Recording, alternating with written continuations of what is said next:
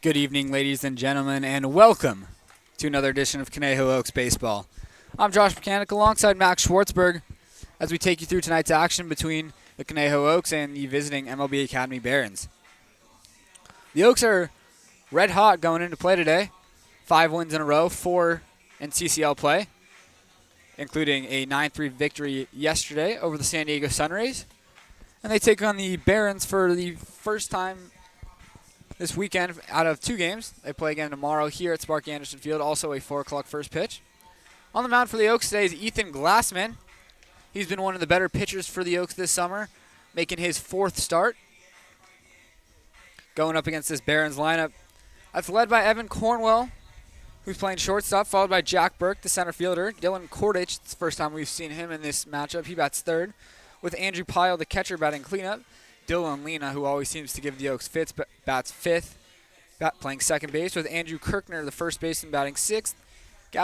Colin Taylor bats 7th. Maximus Berber hits 8th as the designated hitter, with Andy Cisneros rounding out the lineup.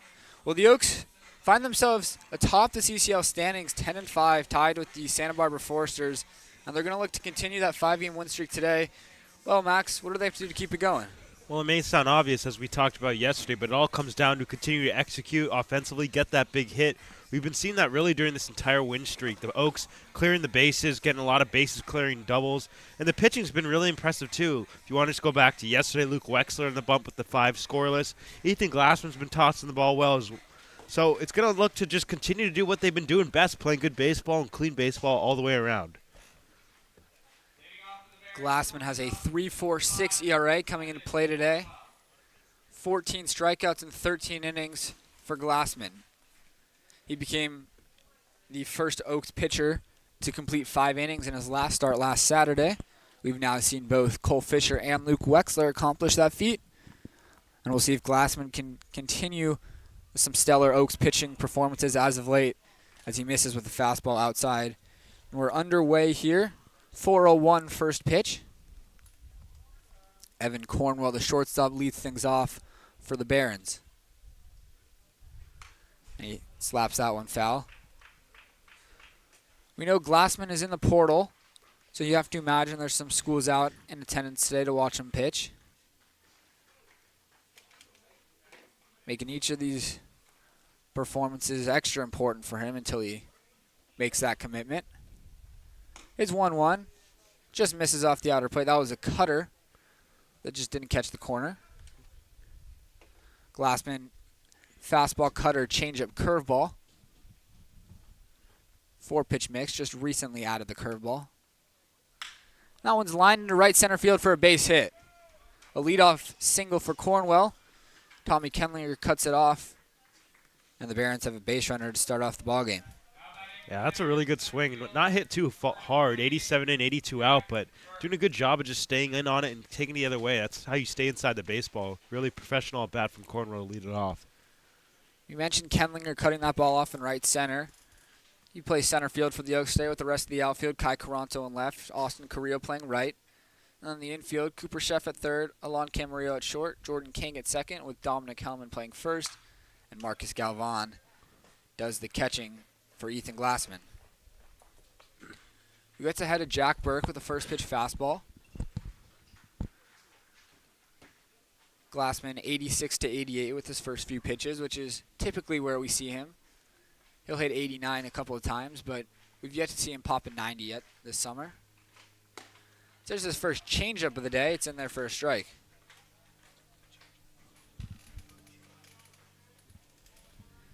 It's a really nasty looking changeup from Glassman.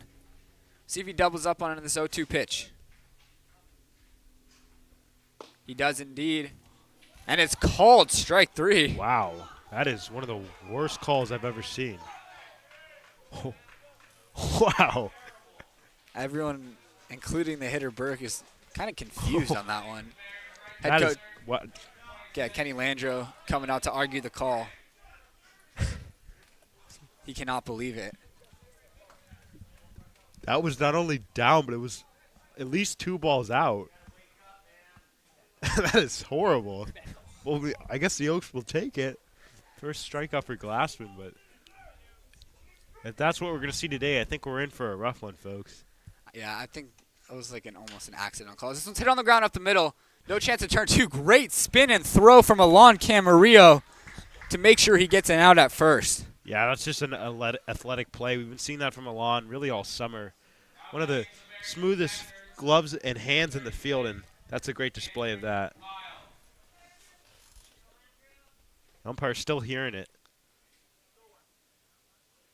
Yeah, he tells them to knock it off, and that dugout was ignoring them for the most part before finally telling him to cut it out. Like, maybe he just wasn't locked in. Like you said, that seemed like accidental.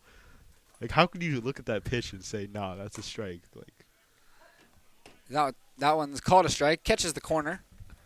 89 from Glassman. If he can locate that pitch every time, Glassman will be unhittable up there. Cornwell in scoring position. 2 outs here on the top of the first. This one's hit sharply up the middle for a base hit. Cornwell gets the wave home. It's a long throw from Kenlinger. Will not be in time. And the Barons jump out to an early 1-0 lead. well, a really good approach by Cornwell, and then right there, we've been seeing it, the right-handed hitters with the opposite-handed matchup just take it right back up the middle to right center, and they're not trying to do too much, and that's a very good start for the Barons. That was not even a bad pitch either from Ethan. That was right at the bottom of the zone where he wanted it. Now that brings up Dylan Lena, who's hitting 281 coming into play today, but it feels like he's hitting over 500 against the Oaks. First pitch is upstairs from Glassman. First breaking ball that he's thrown today. I believe he had 4 doubles in that last game in Compton a couple weeks ago. That was pretty incredible. Just, as you mentioned, like kind of a sore for the Oaks. Also a very aggressive hitter. I know at least 2 of those doubles came on the first pitch. I remember he also had a 3-0 green light, picking up one of those doubles. So very aggressive hitter, very powerful hitter. Slugging .420 to go along with his .280 average. Big swing. He swings through this one. 89 miles an hour again from Ethan.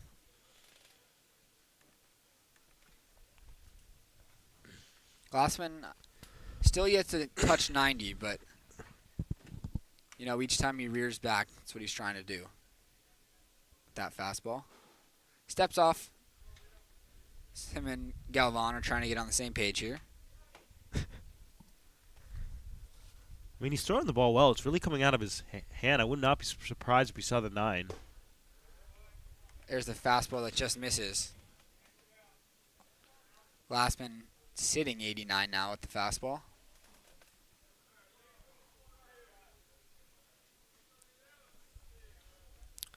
Pyle leads off first. He had the RBI single. 2-2 to Lena. Is driven out to deep center field. Kenlinger going back on it. He makes the catch.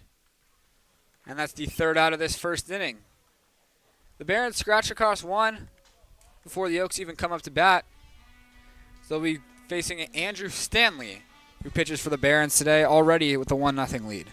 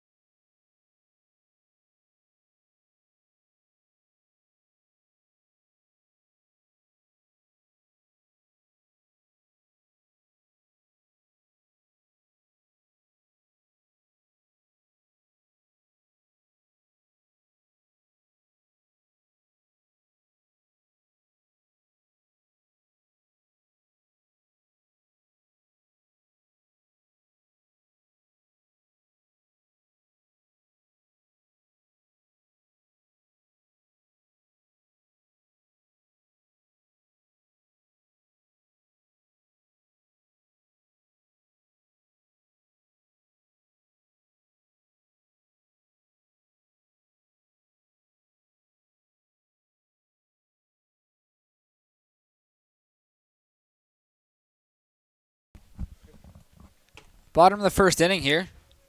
Barons jump out to a quick 1-0 lead after Evan Cornwell came around to score on an Andrew Pyle 2-out single. 15 pitches needed for Glassman to get out of that first inning, picking up 1 strikeout. Bit of a controversial call on that strike 3. Tommy Kenlinger leads things off for the Oaks. Him and Austin Carrillo have formed a nice little 1-2 punch. And once again, they're first and second in the lineup, followed by Justin Rubin. Dominic Hellman bats cleanup. Jordan King, who with that first Oaks home run yesterday, bats 5th. Cooper Sheff in there at third base today, batting 6th. Marcus Galvan doing the catching, hits 7th. With Kai Caranto playing left field in the 8th spot and Alon Camarillo playing shortstop and rounding out the lineup for the Oaks. Well, Tommy lost the 8-game hit streak yesterday, so it's a good day to start another one. The stolen base streak still alive. Kenlinger hitting a whopping 386 and with a 614 slug coming into play today. And he lines this one into right field for a base hit. The day after he loses his 8-game hit streak, he starts another one in his first at-bat. Tommy Kenlinger picks up a leadoff single for the Oaks. Just a beautiful piece of hitting. That's a breaking ball that's actually a little bit below the zone, but Kenlinger just kind of flaring the barrel out there. A professional at bat. That's all you got to do, finding the grass. It's a great way to start things off for the Oaks as Austin Carrillo steps in, who's one of just 2 hitters with a better batting average than Tommy Kenlinger. Carrillo hitting .432 with an on-base of .588 and a .595 slug coming into play today. Just an outstanding season for Austin up to this point. If you look at just about any offensive statistic, Carrillo finds himself in the top 3 for the Oaks. Counts evened up at 1 on Austin. On Thursday, it was a very rare 2-strikeout performance by Carrillo. And then, of course, he follows that up yesterday with a triple and getting on base 4 times. So that pickoff attempt isn't close. Kenlinger back. Yeah, 2 RBIs. He had an RBI single and an RBI triple, and he walked twice, on base 4 to the 5 times.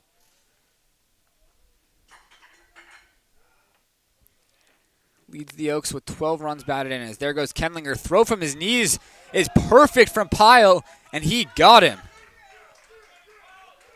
Wow, Kenlinger actually got a really good jump too, but I think staying on his knees and obviously the strong arm, that's what saved the play right there because Tommy was twitching. He was ready to go, and he saw a break, and he immediately was off. And just about the only chance Pyle had there was staying on his knees and making a perfect throw, which he does just that. Now Carrillo up there with nobody on. It's 3-1 the count to Austin. It's just an unfortunate one for the Oaks, who had their leadoff man on base with nobody out. And there's a quick pitch, but missing outside from the right-hander Andrew Stanley. Stanley out of Wagner College in New York. The Oaks could have first and second, nobody out right now, but with the caught stealing, it's just the runner on first. 1 out now for Justin Rubin. Along with Carrillo, Rubin is the only Oaks player to be hitting over 400, which is just absurd. That one's called a strike.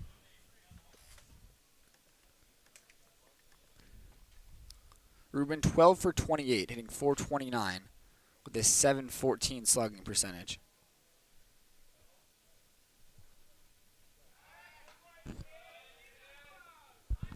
Does have a home run technically, as he did hit an inside the park home run down in Orange County earlier this week.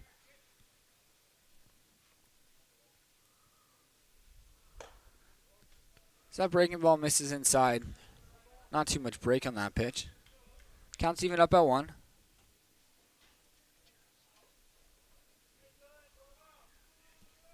Rubin climbing up the leaderboard as far as RBI goes for the Oaks, up to 7. Pulling the string right there. He's way out ahead of that one. I think that changeup caught quite a bit of the plate. Or cutter. I think it's a slider. Didn't have too much movement on it. The 1-2. It's hit on the ground at first base, stepping on the bag and going to second for 2. And Andrew Kirkner turns a nice 3-6 double play. Wasn't sure if that ball stayed fair or not. Guess it must have just stayed inside the line. And the Oaks go down here in the first. Facing the minimum is Andrew Stanley. As we head to the second, Oaks trail 1-0.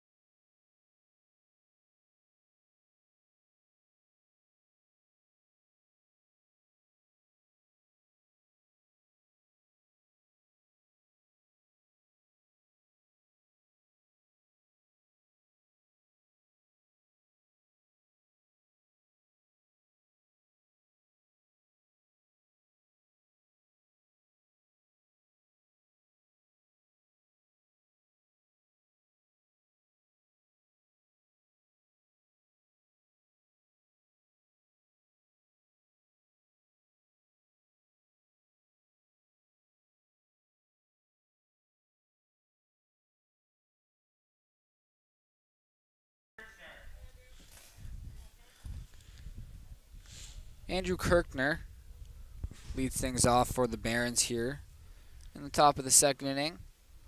They lead 1-0 in this one after Andrew Pyle picked up an RBI single in the first. Ethan Glassman picked up 1 strikeout in that first inning. 15 pitches needed. Couple hits.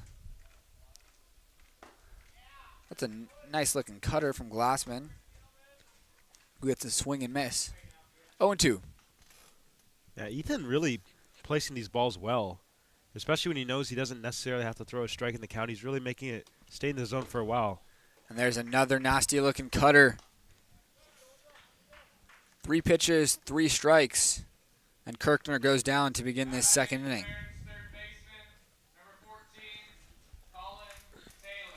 That's exactly what you're looking for if you're Glassman after allowing a run in that first inning.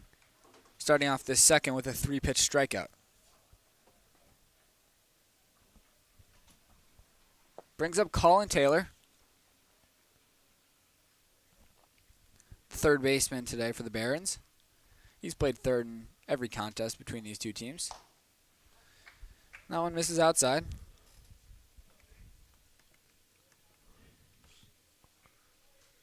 Taylor struggling a little bit this summer, just 8 for 50. He swings and misses that one.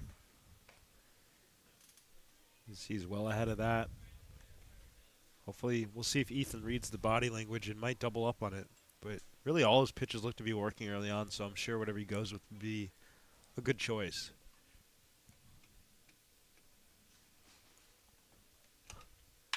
That one's hit on the line and down for a base hit in front of Kai Caranto and left. 99 off the bat from Taylor. His 9th hit of the season.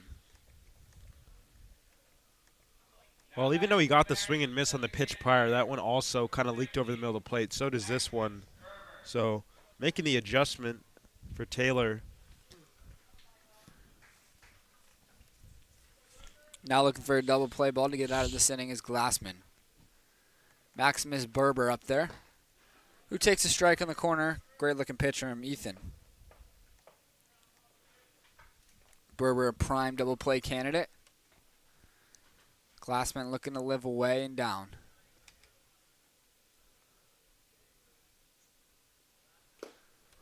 Goes with a cutter.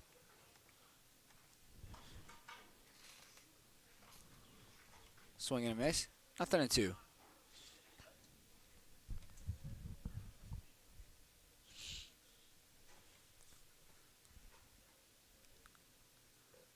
Glassman looking for a second strikeout of the inning. And that fastball misses down. Even on balls that Galvan doesn't frame, everyone in the ballpark's freezing to see if there's a strike called. The 1-2. Nasty looking pitch. Ugly looking swing. And Glassman picks up his 3rd strikeout of the day. Looked like the changeup just dumbling out of the zone. And what's so valuable about that is that it looks like it's just going to maybe even be down the middle or at least catch the bottom of the zone, and then it just keeps dropping and dropping and dropping, and all of a sudden you just swung and missed at a pitch in the dirt. I mean, from here we could say, how do you swing at that? But it's definitely not so easy up there. And that brings up the 9-man, Andy Cisneros. That one's in there for a strike. The first breaking ball we've seen from Glassman today. There's the fastball. Same arm slot. Fools the hitter there. And Cisneros way tardy on that pitch. Nothing to 2.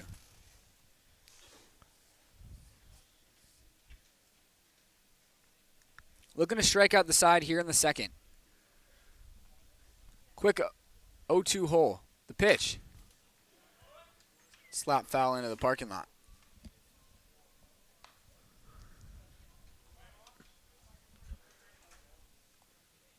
Cisneros is having a rough summer. 2 for 27 coming into play today. And he hits this one in the air on the right side. Long run over there for Dominic Hellman. He's able to get there, but it goes off his glove and falls into foul territory. Second life for Andy Cisneros.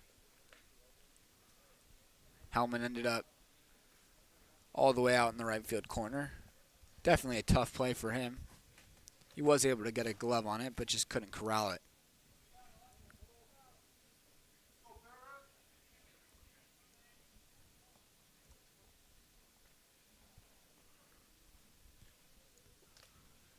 Cisneros has fouled off a couple 0-2 pitches. Still in a major hole. Pitch from Glassman is a breaking ball that Cisneros nearly started walking back to the dugout expecting a strike 3 call, but Glassman doesn't get it. Looked to be a bit outside. Yeah, but that gets called all day, usually. A 1-2. Slap foul again. Glassman with the cutter there. Tried to get it on the back door, and it was a perfectly located pitch. Had Cisneros not decided to pitch, it would have gotten the corner.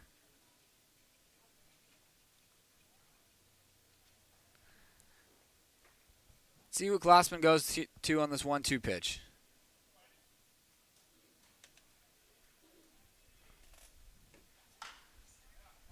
Looks like another cutter.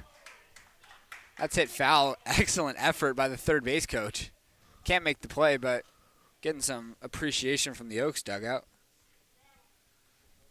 Cisneros working a long AB here.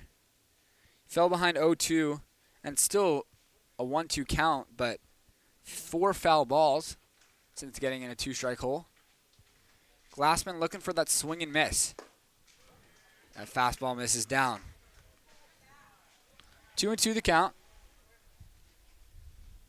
Next one will be the 9th of this at-bat.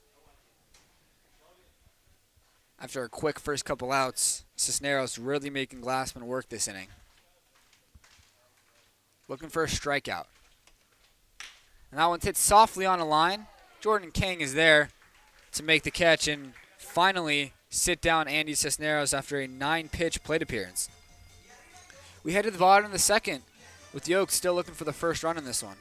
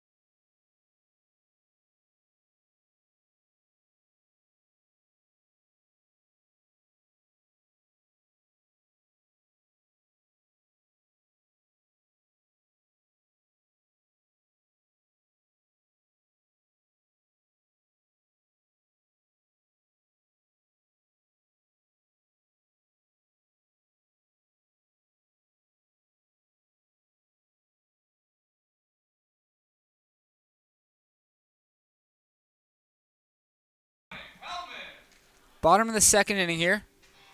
Dominic Hellman to lead things off for the Oaks. He's looking to get things going this summer. The Oaks are very aware of what Hellman is capable of, but just a 3 for 21 start for Dom, who takes a ball at the top of the zone.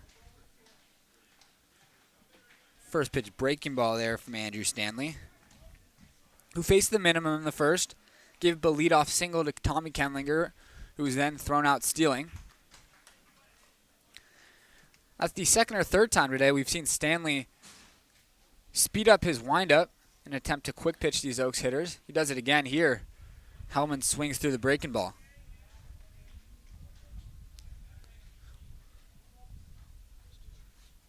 1-2 the count to Dom.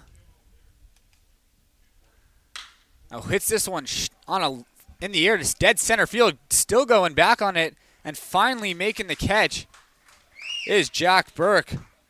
That one really took off on him. 96 off the bat from Dom. Into that right center field gap, 377 feet away. But Jack Burke is able to make the catch. He hit very well indeed, but maybe he got the slightest bit jammed. If that ball was out the center, he would have gotten a little bit more extended. I think would have had a better chance. And now the man who was able to leave the yard in yesterday's contest, Jordan King, steps up to the plate.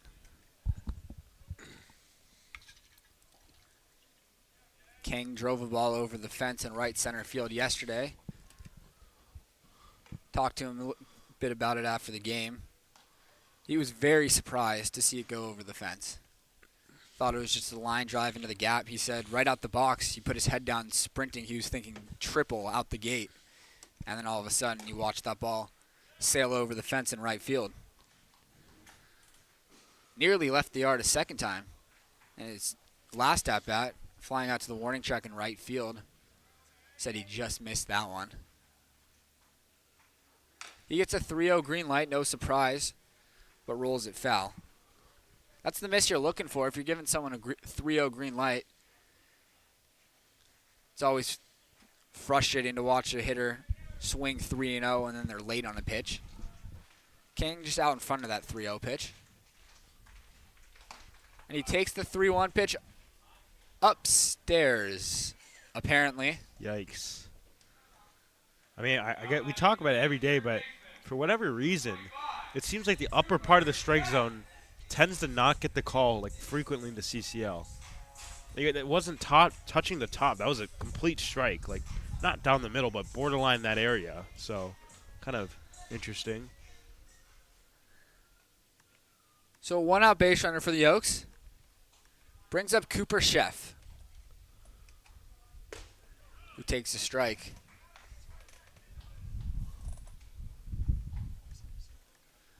Sheff hitting a really solid 360 coming into play today. His OPS is nearly 1,000. That one's fouled back hard off the mask of Andrew Pyle. Yeah, that didn't feel good. Hit him pretty flush there. He's wearing the old school, just like mask where you could tip it off really easily.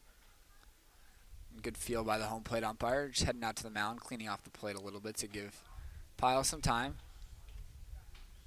Kenny Landreau, the Barons coach, is out the dugout a few steps just to make sure his catcher's all good. He seems to be okay. Sheff in an 0-2 hole.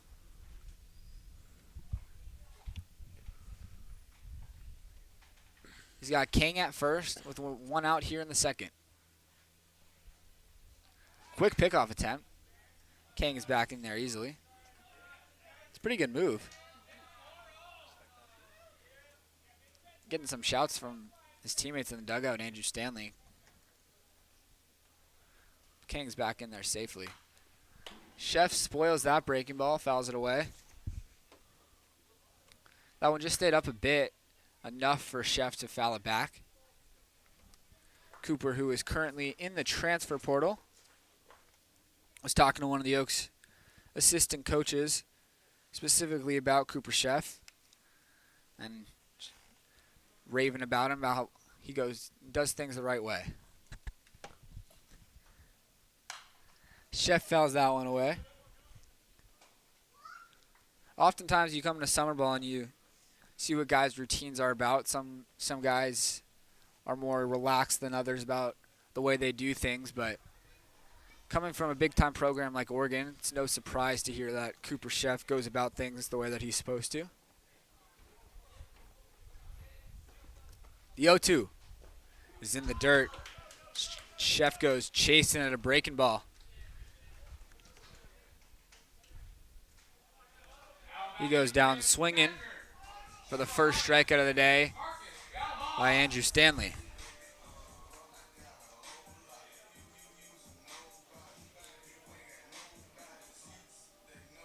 Brings up Marcus Galvan. Haven't seen him behind the plate in a couple of days. Galvan doing the catching. Hitting 230. 231 coming into today. 6 for 26.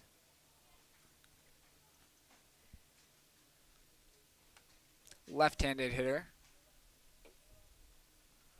And he watches the first pitch changeup miss outside.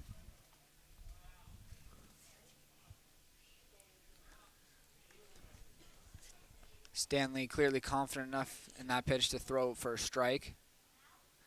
He tries to land it on the first pitch to Galvan, but it misses away. Long hold before coming home and throwing a breaking ball. No fastballs on these first two pitches to Marcus.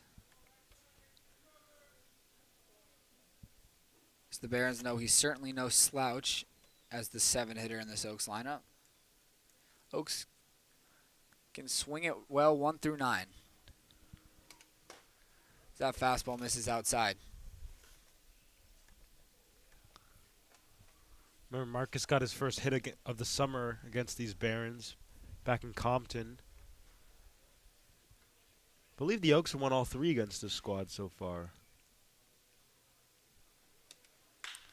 This one's driven into left center field. Very playable out there for Cisneros, who makes the catch. And that ends the bottom of the second inning. The Oaks pick up another base runner, but are unable to get a runner into scoring position for the second consecutive inning. As we head to the third inning, Ethan Glassman back out on the mound.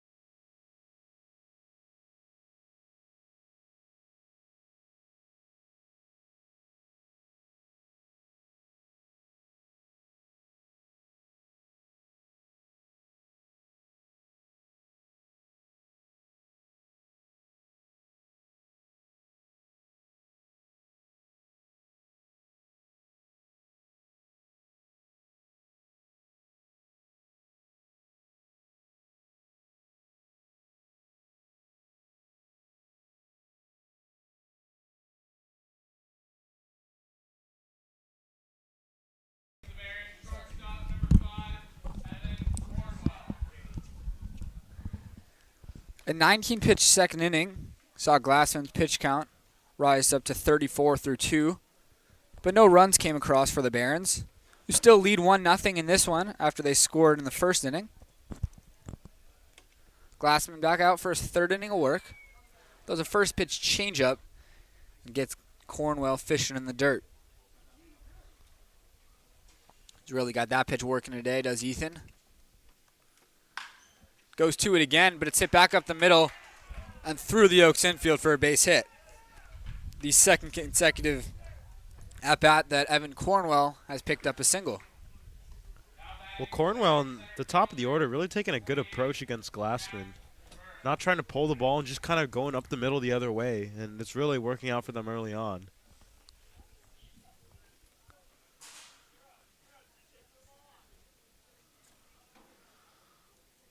And that brings up Jack Burke, the center fielder for the Barons. He went down looking on that bizarre strike 3 call in the first. Jack relieved now to see his first ball called against him. Went down on 3 pitches in the first.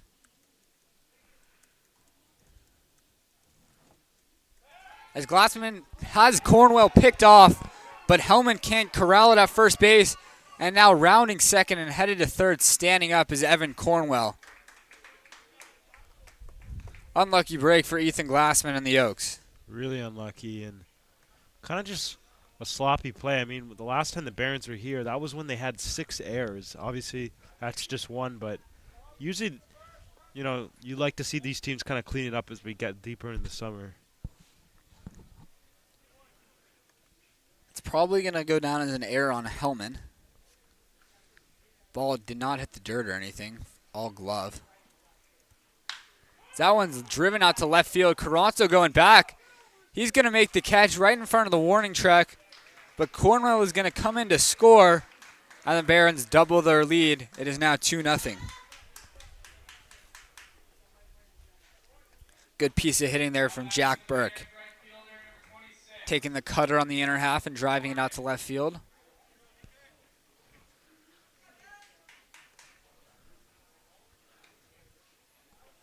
And that's obviously disappointing for Glassman, as that runner shouldn't even be on base. So it will go down as an unearned run, as this one is driven out to right center field. Kenlinger takes some hard steps over to his left before making the catch on the run. Just shy of the warning track. A couple of loud flyouts here to begin this third inning. 91 off the bat. Going 355 feet out to right center field, but Kenlinger makes the catch easily out there.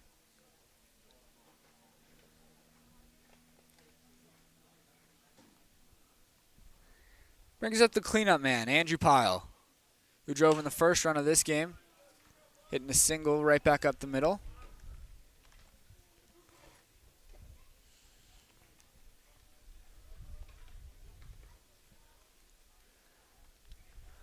Pyle, the catcher today for the Barons. Hitting just shy of 300 coming into play today. That one slips out of the hand of Glassman. 1-1 the count. We've seen a couple of times today Ethan look up at the scoreboard, check out that radar gun. He's clearly feeling it out there. He has been sitting 89. Hit 90 for the first time all season. That one wow. Catches the corner for a strike. Like from here, you could just see not even close. But if he's going to get that call, he's got to keep going out to that. Like that's on the line of the left-handed batter's box, maybe even a little bit over more. That one's hit sharply foul.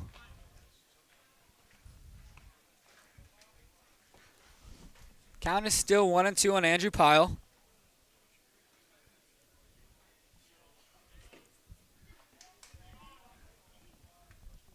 The umpires have to hold up play for a second as that ball trickled into fair territory in the left field corner. Glassman looking for his first strikeout of the inning. It's a breaking ball that doesn't quite come all the way back into the zone.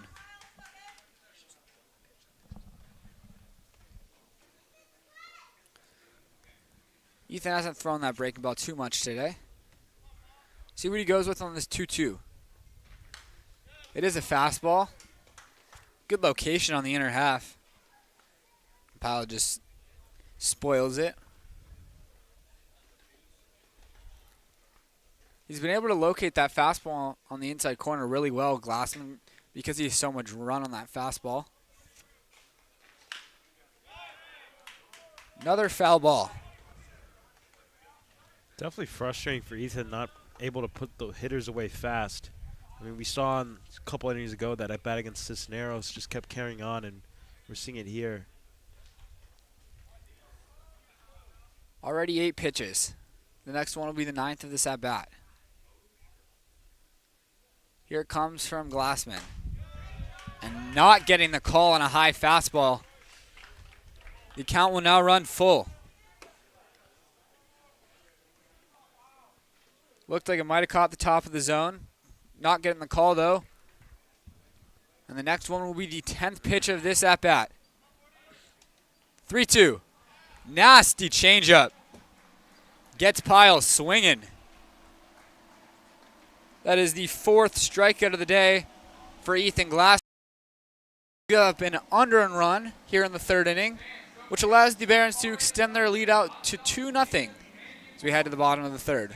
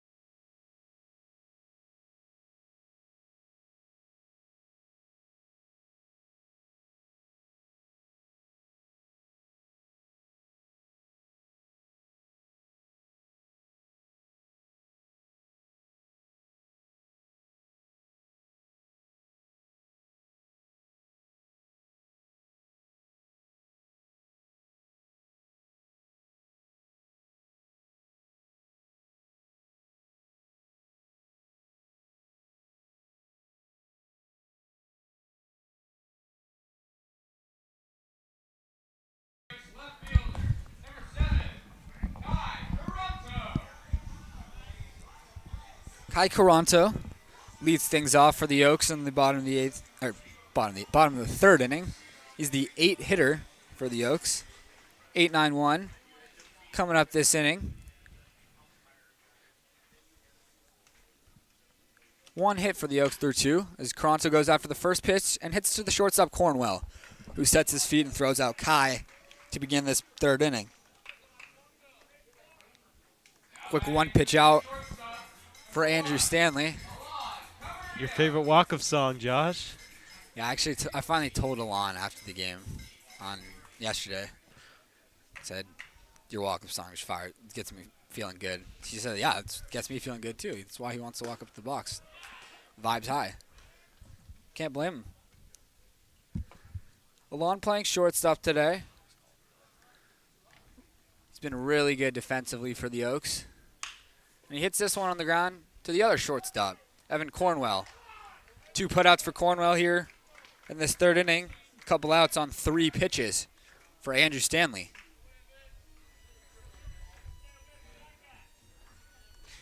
Lineup's now flipped. Tommy Kenlinger, the leadoff man for the Oaks, is up there with nobody on and 2 outs. Kenlinger led things off for the Oaks with a single into right field, but then he was gunned down trying to steal second base. He takes a first pitch breaking ball in there for a strike. Stanley at 31 pitches through 2, and only 3 pitches needed to get the first 2 outs here in the 3rd. This breaking ball's popped up behind first base. Going back on it is Kirkner, and he makes the catch on the run. A very quick 1-2-3 3rd inning on 5 pitches for Andrew Stanley. And just like that, Ethan Glassman already back on the mound to pitch the 4th.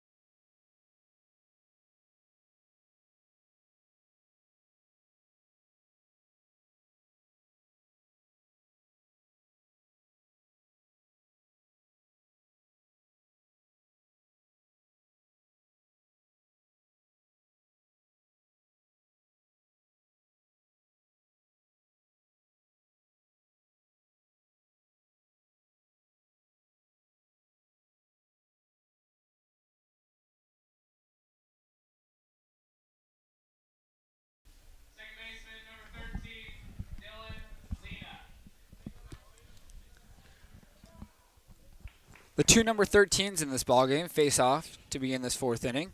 Ethan Glassman against Dylan Lena, the second baseman for the Barons.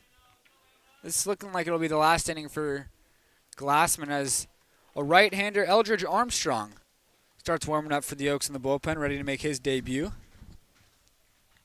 Eldridge was teammates with Alon Camarillo's brother, Ali, and roommates with Ali this past year at Texas A&M, who unfortunately just fell short in the national championship. As Lena drives this one out to deep left field, Caranto going back on it. He stops just in front of the fence and makes the catch for a loud out number one. I say we call that the Sparky Anderson special. Yeah. We saw that kill Landon West's. I mean, off the bat, that was like a no-doubter. And then the wind just said, you know what, we don't like you, Landon. And then same thing right here with Dylan Lena. Yeah, that had all the makings of being a leadoff home run here in the fourth. 97 off the bat. And that's a broken bat. Pop-up. Alon Camarillo makes the catch. And just like Andrew Stanley began the bottom of the third with 2 outs on 3 pitches, Ethan Glassman begins the top of the fourth doing the same. He also takes away a bat from Andrew Kirkner. That one will no longer be usable. 2 quick outs, and Colin Taylor's up there, who's singled in this one. Had to stop play for a second as the ball from the Oaks bullpen comes all the way back down. Oh, yeah. There's the first pitch, breaking ball. Fouled away.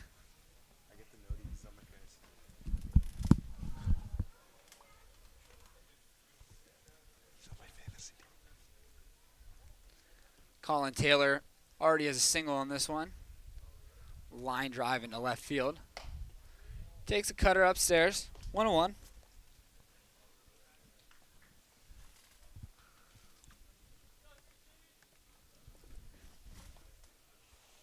Glassman looking for his first 1-2-3 inning of this one. And what's likely his last inning of the game. Cutter on the outside corner, called a strike.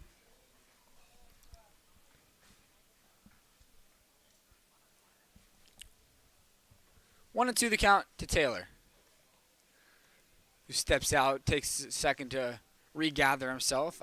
Not too pleased with that strike 2 call. Looking for strikeout number 5 here is Glassman. He throws a changeup that can't quite get on top of. 2 and 2.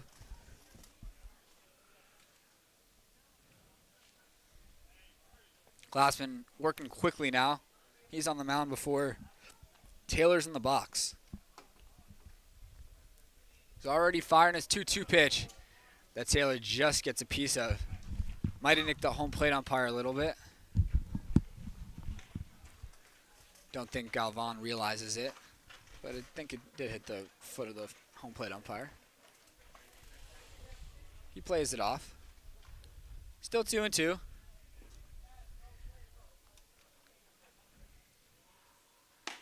Backdoor breaking ball that can't quite catch the backdoor.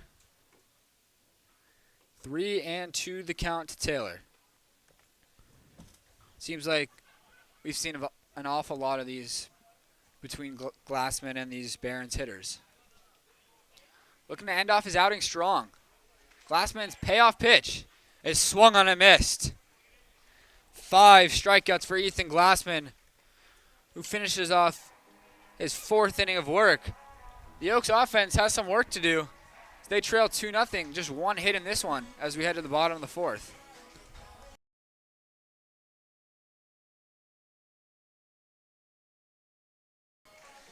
And don't forget, every Monday, you can find myself hosting the KDTV Sports Center. That'll go up Monday afternoons where we talk all things CCL, north, south, standings, statistics, a lot of Oaks talk every Monday. Make sure you tune into the CCL Sports Center. Max and I will be making an appearance. Coach Solis, I think we got coming out this week. So just keep an eye on that every Monday.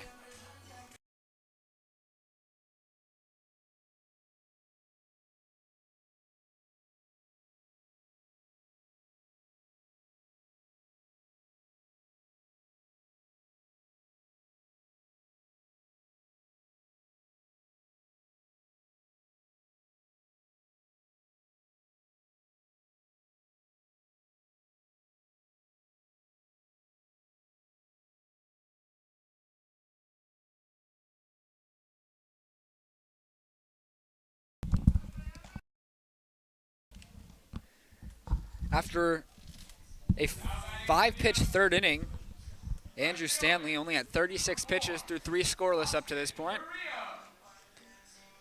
Just 1 hit for the Oaks, and it was a leadoff single for Kenlinger.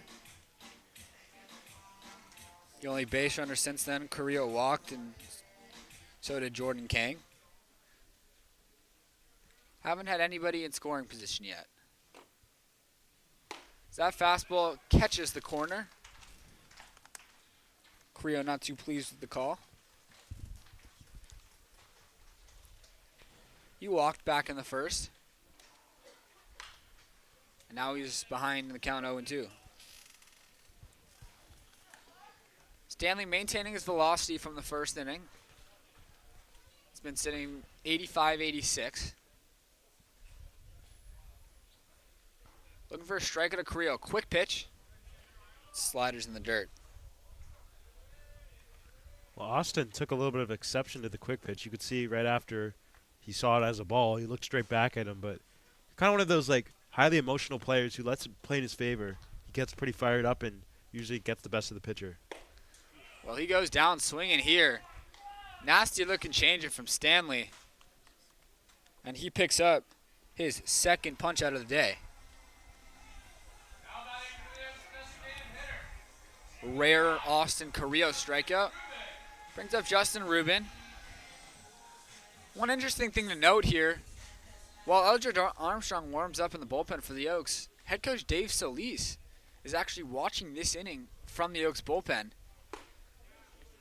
Him and Coach Joe Garcia down there. Garcia always with the pitchers warming up, but Coach Solis, not sure if it's because it's Armstrong's first appearance or what exactly his thought process is, but Coach Solis down in the bullpen watching this, the Oaks try to pick up their first run of this one.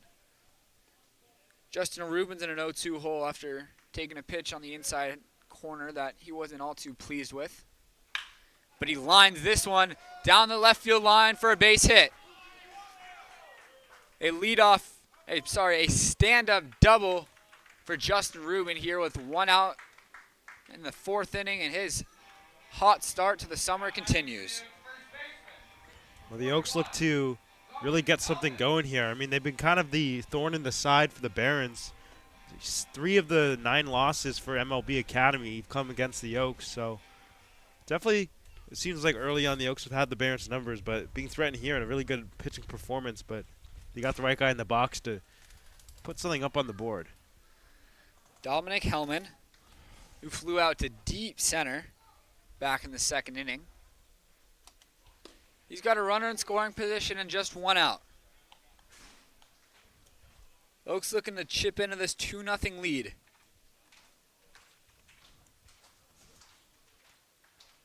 A run in the 1st and a run in the 3rd for the Barons up to this point, and this one's ripped on the line.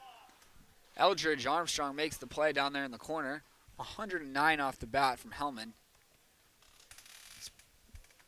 Even though it's a foul ball, that's probably the hardest hit ball that we've seen. And it does indeed look like Ethan Glassman is done. He does have a hoodie on in the dugout. And Armstrong is ready and waiting in that bullpen.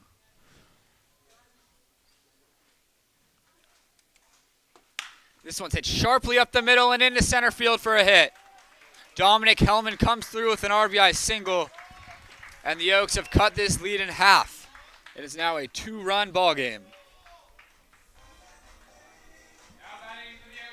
2-1 ball game.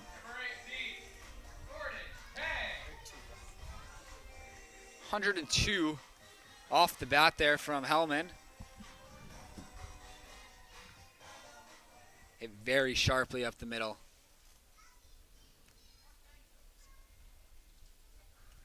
For Hellman, that is RBI number 3 on the season. A couple of really good swings for Dom today. And hopefully that lights a fire for him.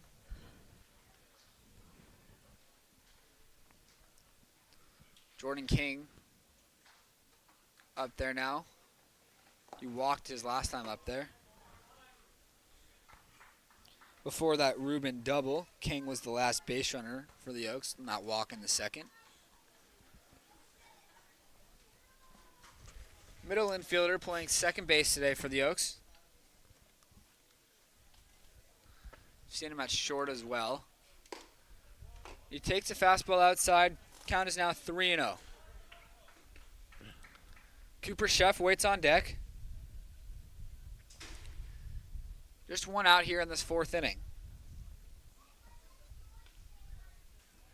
The Barons have sent a reliever down to the bullpen. That one is ruled ball 4. 4-pitch walk for Jordan King. The second time in his many plate appearances that King has reached via the walk. 2 men on and 1 out now for Cooper Chef, who was a strikeout victim his first time up there. He's been mixing his time on the left side of the infield for the Oaks. Today he's playing third base with Alon Camarillo getting the start at short. Coach Solis is still down in the Oaks bullpen watching. It's just very fascinating for me. So that breaking ball is hit on the ground to the left side, and it gets under the glove of Cornwell into left field for a hit. And it looks like we're actually going to call interference. On who? They call time. The umpires immediately call time. Like a catcher's interference? Not entirely sure what the call is. He points at home plate. I'm not entirely sure. Coach Solis, because he wasn't in the dugout, has a long walk all the way from the bullpen. But he is now at home plate wanting to have a conversation.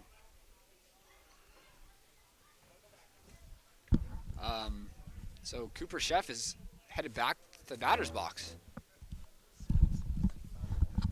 Yeah, I mean, I'm not sure what the call would be because obviously if that was catcher's interference, then he would just move up a base, but never seen this. Everyone's going back. Hellman back to second, King back to first. Maybe they're saying he fouled it off his foot or something? Oh, that would probably make sense. I mean, it wasn't hit hard at all. It didn't register an exit velocity. Very frustrating Oaks dugout. You can hear him say, "Let's be better" to the home plate umpire. I'm going to see if I could find out what that call was.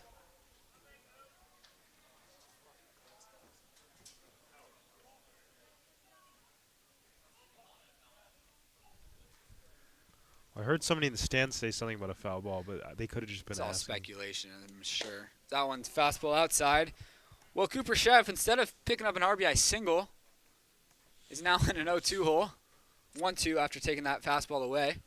Well, I'd imagine it was a foul ball because I believe it was an 0-1 count on that, what we saw, so I think that's what it was, a foul ball. The 1-2 to Chef. He goes down swinging. So unfortunate for Cooper. Instead of having himself an RBI single, he goes down on strikes for the second time today.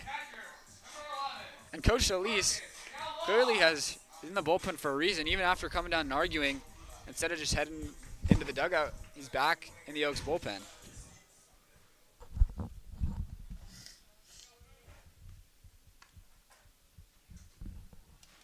Brings up Galvan now, trying to drive in Hellman from second with 2 away.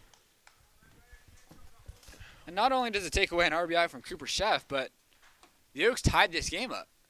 Looked like it was a 2-2 score, and now they're in danger of stranding up that tying runner Hellman at second base. Well, you got to put yourself in the mind of a hitter. Like, usually if they do foul one off themselves, they don't think to sell it because that ball looked like it most likely would have gotten into a glove as a weak ground ball. It just so happened to find the perfect hole. So, I mean, I wouldn't imagine that Cooper would think, oh, I think that's going to get through. I'm just going to start running to first. So, you know what I mean? Like, you just got to kind of put yourself in those shoes. It's the same thing with the catcher's interference call that we saw at Arroyo Seco with Austin Carrillo. Like, a hitter's not thinking, you know what, on this swing, I'm just going to say I got catcher's interference. And this one's crushed out to right field. Looking like there's a play out there, but off his glove of Cordich. Hitting the wall in right center field. And rounding second on his way to third is Galvan. The throw is not in time. And the Oaks flip this game upside down. They lead 3-2. I mean, I keep saying it, but ball don't lie. That'll go down as a triple for Marcus Galvan. It did go off the glove of Cordich out there in right field, but he did have to make a leaping effort. Yeah, that's a hit. He also made it a little bit more difficult for himself, kind of drifting out there in right field. But either way, it's hit 99 too. 99 off the bat. No cheap shot. Chalk up 2 for the good guys. As you said, ball don't lie. It's exactly what happened here. Is that one is ruled a ball. Wait, that is bad. That is bad. That is a strike. But I mean, hopefully Kai takes advantage of it. I mean, the difference between a 1-0, 0-1 count, it's pretty big.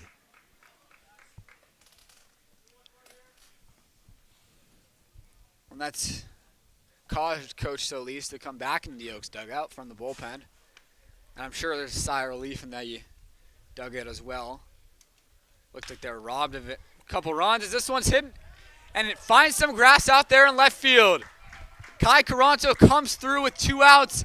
He's into second, standing up. And the Oaks have played at 4 here in the 4th. Perfect time for Alon Camarillo's walk-up song. Yeah, now we're all dancing up here. Just good swings left and right. Not hit too hard, but that just shows you how valuable staying inside the baseball is. Able to keep it fair on the loopy off-speeder pitch from the pitcher, but now we're going to get a mound visit. There is action down in the Barons bullpen, so we'll see what we get here. It's not Kenny Landra, the head coach for the Barons, heading out to the mound, so you have to imagine this is just a brief visit. But there is a left-hander warming.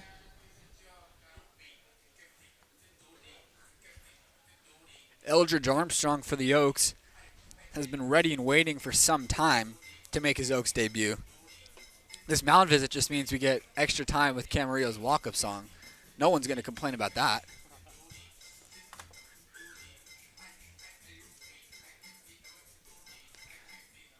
So after a discussion between Stanley, Pyle, and the pitching coach for the Barons, we're back ready to go with Alon Camarillo up there.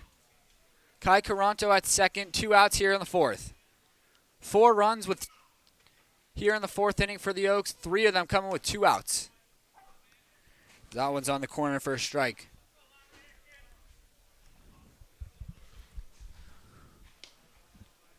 A roller coaster of an inning for the Oaks. Camarillo swings through that breaking ball.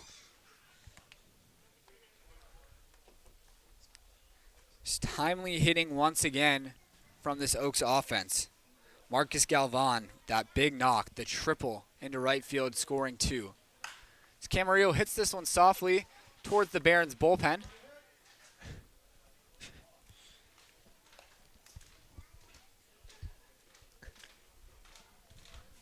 Camarillo grounded out to short last inning. He's behind in the count 0-2.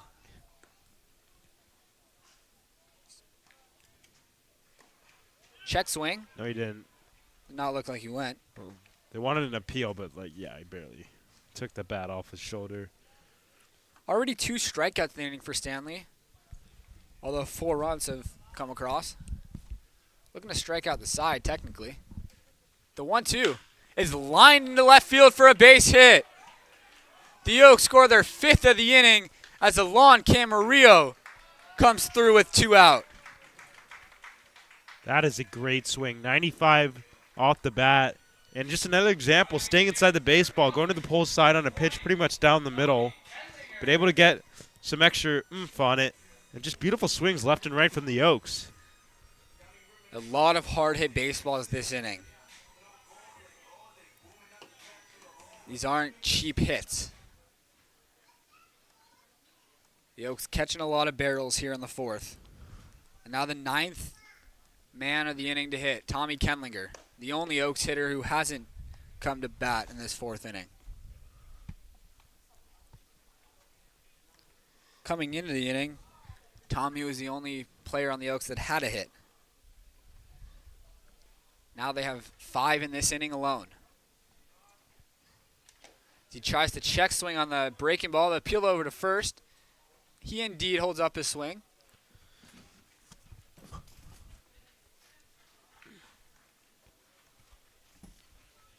2-0 the count to Tommy. If he gets something he likes here, let's see if he looks to drive it.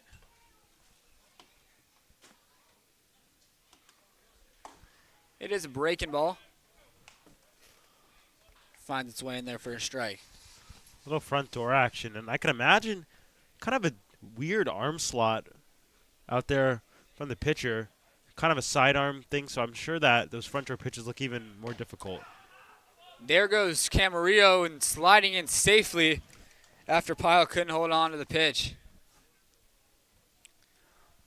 After needing just 36 pitches to get through the first 3 innings, Stanley has nearly thrown 36 in just this inning alone. He's at 34. His 3-1 to Tommy Kendlinger is in there for a strike. We're potentially nearing the last batter or two for Andrew Stanley. Count is full to Tommy Kendlinger. Austin Carrillo waits on deck. The 3-2. The breaking ball that does not catch the corner. Missed outside. The Oaks have officially hit around here in the 4th. Austin Carrillo up there for the 2nd time in the inning.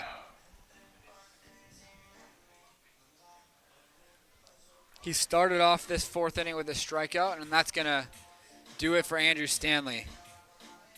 Started off his day so well, 36 pitches through 3 scoreless. And then the wheels fell off here in the 4th. 36 pitches in this inning alone. 5 runs across for now with 2 more on the base paths.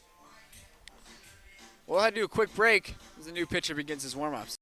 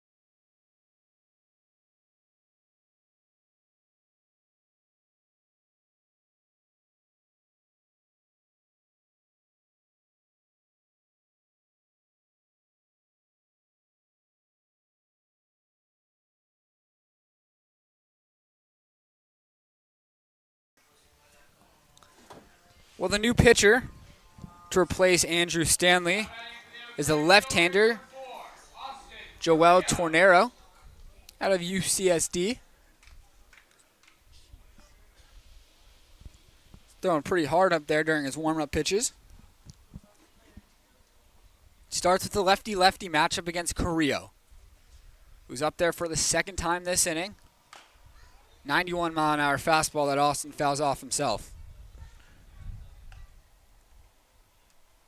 Yeah, it looks like some good sink. You could see Austin getting on top of that one. I'm sure that's what the goal of the pitchers with this type of pitch is, just kind of make sure that it stays down in the zone, so you're either going to swing and the miss or just like a weak ground ball. That's sharp. That one's in there for a strike. 0-2.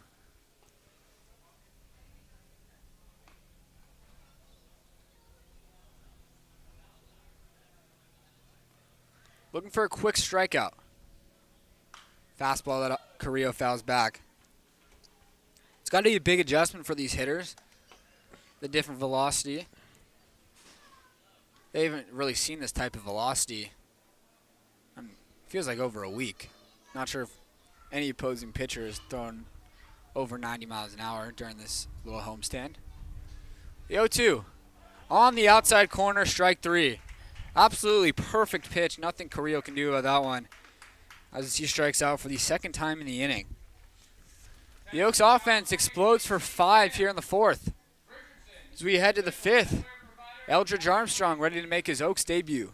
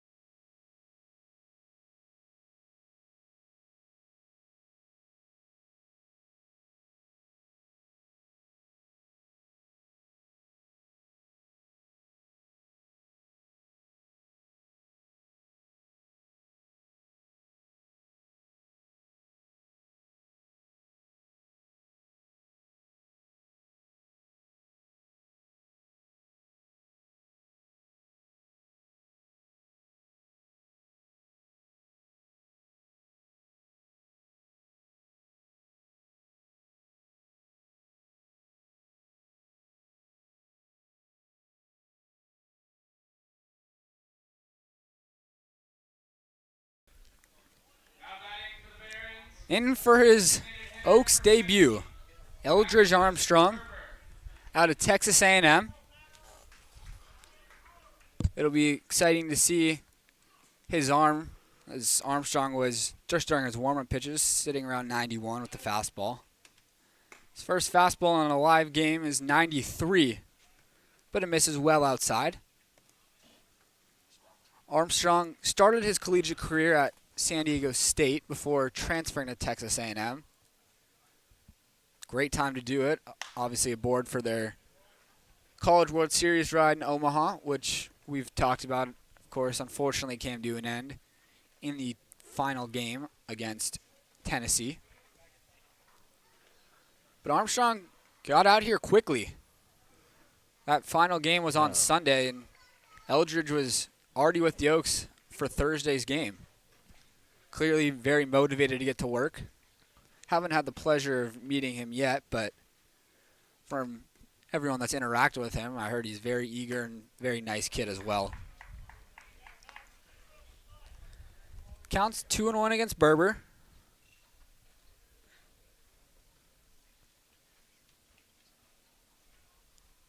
Armstrong also played at a couple of different high schools here in the area. Started at Oaks Christian before going to Camarillo. He's got Berber in a 2-2 count. See what he goes with the fastball upstairs. It is indeed a fastball at 95 that somehow Berber is able to get a piece of and foul away.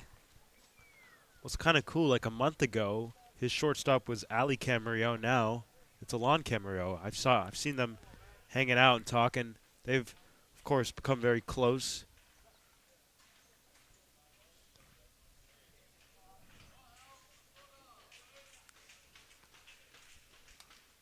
There's a nasty-looking slider.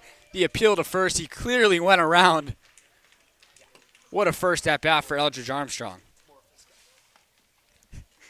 As our track man, statistics man, Trent, wants to see more of this guy. Eldridge Armstrong, just disgusting. Yeah, Trent's a big fan of pitchers, especially ones that feature a disgusting slider like that. It's now the 9-hitter, Andy Cisneros, who hits that one softly over to second base. Jordan King with an easy throw over to first. 2 quick outs to begin this 5th inning. Well, I'm not sure what Armstrong's limit is as far as pitch count goes, if he's more of a starter reliever type role as far as innings goes, but it would be great if the Oaks can get multiple innings out of Armstrong. Well, yeah. I mean, we see these guys, especially like guys who had a good outing that seem to just be one-inning guys, or at least to start the summer. But obviously this is the first appearance for Eldridge, so we will have to wait and see. That one's in there for a strike.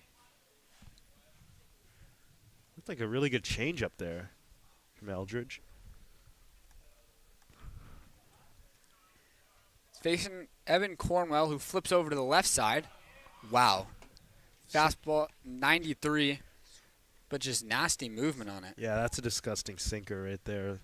Looks like 17 inches of drop. Yeah, have fun with that one. Good luck. I mean, I can maybe hit that in MLB The Show, but definitely not real life. The 0-2. Fastball upstairs. Bro. I don't know. My guy, that is a strike. Like, that's another one, folks, of it doesn't threaten the top of the zone. It's like it's just a strike borderline down the middle, just in the upper region of the strike zone. And again, we have Trackman, like we have the laser precision as he loses his balance, but no worries, nobody on base.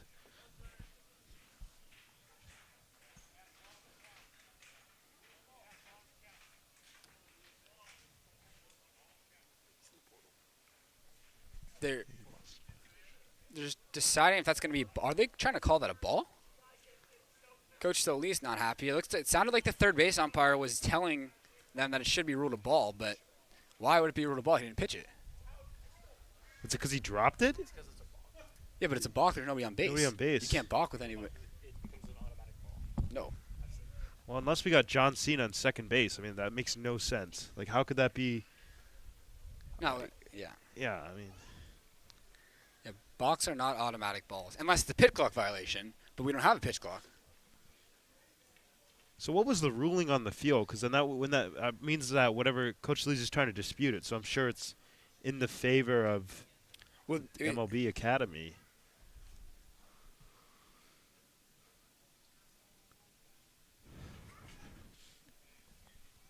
Coach Solis having a conversation with third base umpire still, because he was the one who made the ruling about it being a ball. I mean, we also can't forget that he fired one right down the middle for a ball as well, which seems a little bit ironic. But the scoreboard hasn't changed as of right now. Here's the 2-2 from Armstrong. Does not matter. He gets him swinging. Electric stuff here from Eldridge Armstrong, who has bookend strikeouts in a 1-2-3 fifth inning.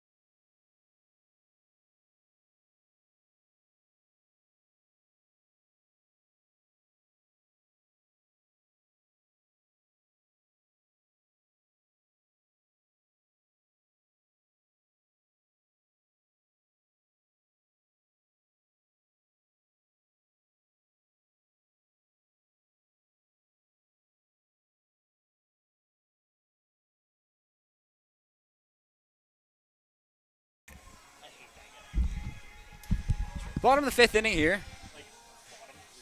Some mid-inning baseball talk. Good Dodgers-Giants game going on right now. Here in Sparky Anderson Field, Oaks lead 5-2. Justin Rubin leads things off for the Oaks in the bottom of the 5th inning. We saw electricity on the mound in the top of the 5th in the form of Eldridge Armstrong. Probably the hardest throw the Oaks have had in a couple of years. Andrew Lucas a couple of years ago for the Oaks was throwing mid-90s, but since then we haven't seen anything like that. As Justin Rubin lines one into left field for his second hit of the day. Well, initially I thought that was going to stay up, but pure topspin. That's really what brought that ball back down. So another good swing from the Oaks and a good way to start the inning with a little knock. And that's the second consecutive inning that Justin picks up a hit. He doubled and then came around to score the Oaks' first run last inning in the 4th. The first of 5 that the Oaks picked up. As Dominic Hellman steps in and goes after the first pitch, hitting it foul. Hellman drove in that first run on a 102-mile-an-hour single right back up the middle. He's hit a couple balls over 100 today. One of them ending up being a pretty deep fly out into center field.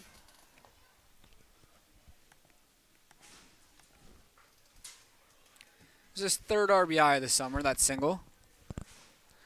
It might be just the 1 inning for Armstrong. The Oaks have sent a right-hander to the bullpen. As this one gets by, wild pitch, and Rubin gets into second. Well, I feel like this would definitely be, I'm not sure of the splits, but a really favorable matchup for Hellman. I mean, this season, at least right on right, we've seen him struggle a little bit with those sliders that dart out of the zone. But with the opposite side of pitcher, I'm sure that his splits would go in this favor for a big power. Well, he hits that one foul sharply into the Barons dugout. Damon Villa is the right-hander for the Oaks in the bullpen. Not sure if he's going to go in to start the 6th inning or if they'll let Armstrong start it. Good at-bat going on from Hellman. Fell in a 1-2 count early, but he fouled off a couple.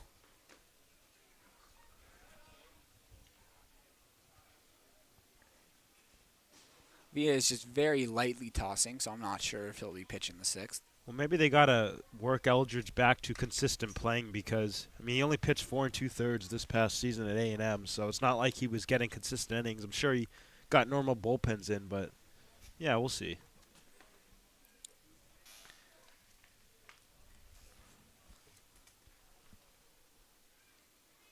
Good jump from Rubin, who heads for third. The throw is not in time. Ball pops out of the glove of Taylor anyway. But Justin is in there safely as he swipes third.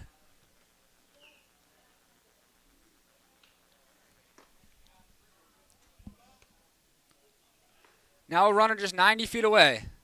Nobody out here in the bottom of the 5th. Infield comes in for the Barons. The 2-2. Fouled back. That just cannot be comfortable, being an infielder playing this close to the plate when Dominic Hellman's in the box. No.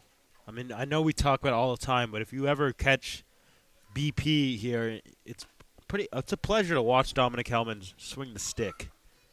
I mean, the exit velos, let's say that they average over 100 miles an hour, and the ball usually goes a pretty long way.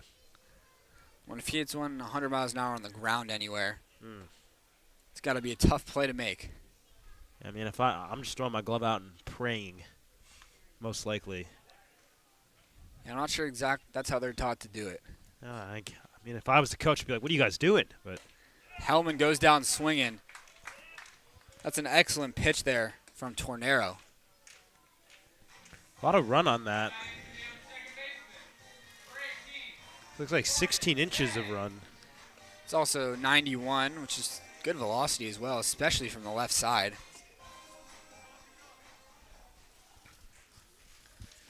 The infield stays in for the Barons with Jordan Kang up there, who hits this one in the air to deep right field. Going back on it is Kordich. He makes the catch up against the wall. Tagging and scoring easily is Justin Rubin. Jordan Kings comes through with a sac fly, but he nearly missed his second big fly in as many days. Will stay hot. That's another really good swing. Maybe didn't get quite out in front as he wanted. That was a little bit on the inner part of the plate, so kind of pushing it out and maybe not getting quite the extension, but a very good swing to say the least for Jordan. And he looks really good at the plate right now as the Oaks put up another one. And just going the opposite way.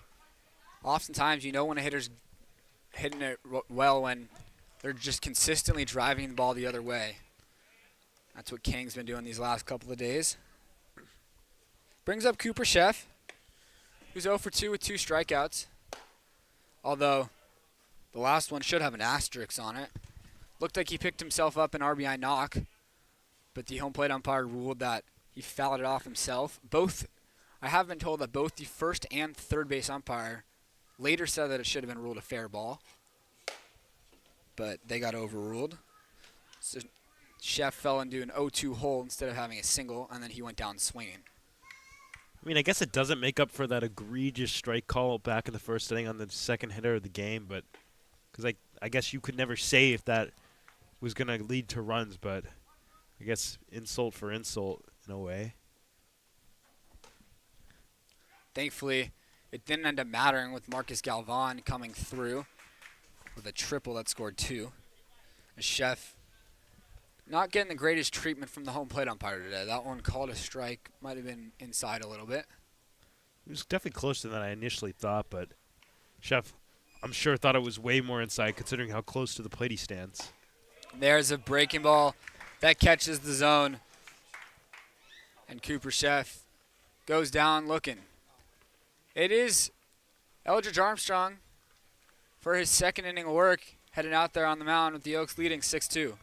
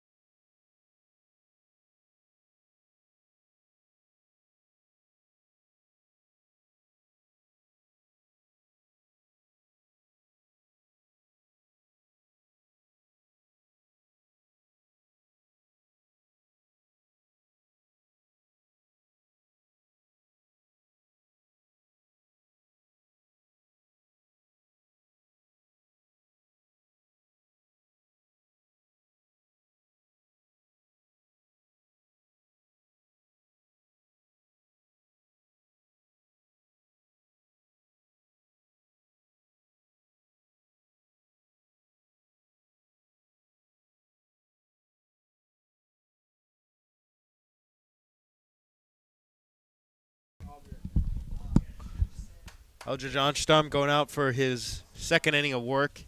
6-2. As the center fielder Jack Burke comes back up to the plate. He was the recipient of that really tough strike 3 call back in the first, but gets another look against a tough pitcher. Villa is lightly tossing in the bullpen as this one's hit on the ground to third base. Sheff fires across. 1 pitch, 1 out to begin this 6th inning.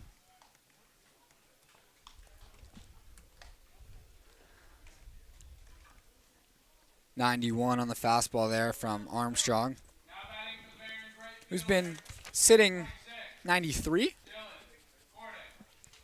in that 5th inning. Only 11 pitches needed. Picking up 2 strikeouts to go along with a weak groundout. This is definitely a huge weapon that the Oaks have added. Nasty looking breaking ball that's in there for a strike. Facing Dylan Kordich, who's 0 for 2 today. Haven't seen much of Kordich in the matchup between these two teams. That one's in there for a strike. That is just the most beautiful pitch I think I've ever seen. Backdoor, like the most direct blown away corner you can imagine. Perfect paint. He's an artist. He tries to paint this one again, but it misses away. 1-2. You can see what he was trying to do on that pitch. Just didn't locate it exactly where he was looking for. It's a good miss, though. You'd rather miss outside than miss over the middle. Long hold before this 1-2. And it's by the hitter. Cordage goes down swinging. Third strikeout already for Eldridge Armstrong.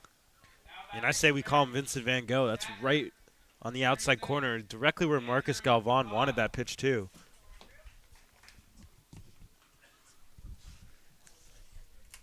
Andrew Pyle up there now.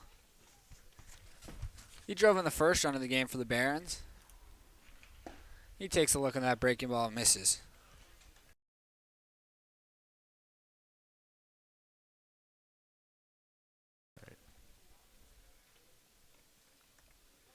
Two quick outs in this sixth.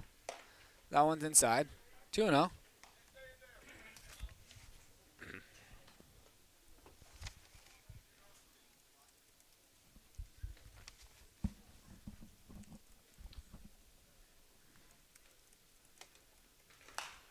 That one's fouled away. Dating back to Ethan Glassman, the end of Ethan Glassman's outing. Back to the third inning. The Oaks have retired 11 straight Barons hitters. This one's driven out to right center field. Carrillo is there, settles and makes the catch. Another 1-2-3 inning for Eldridge Armstrong, who faces 6 batters and retires all 6 in his Oaks debut. We head to the bottom half of this 6th inning with the Oaks leading 6-2.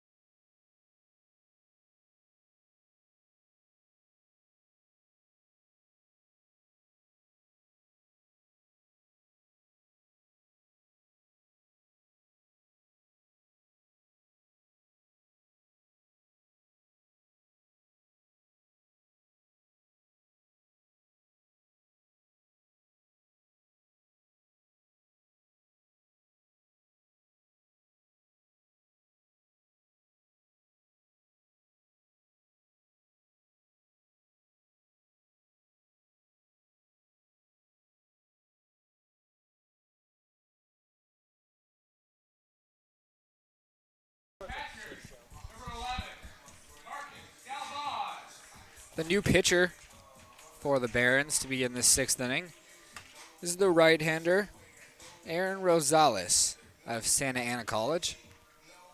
He seems like he's had an excellent summer. Just got super unlucky with his defense. In 9 innings pitched, he's given up 6 total runs, but only one of those 6 runs has been an earned run. Also 13 strikeouts in those 9 innings. So clearly just not getting help from his defense. He's only walked 1 batter as well. Expect to see a lot of strikes thrown. And we know the Oaks offense tends to be pretty aggressive. Damon Villa is now officially throwing for the Oaks in the bullpen, so you have to imagine that's it for Armstrong, who had just about the best debut you could possibly have.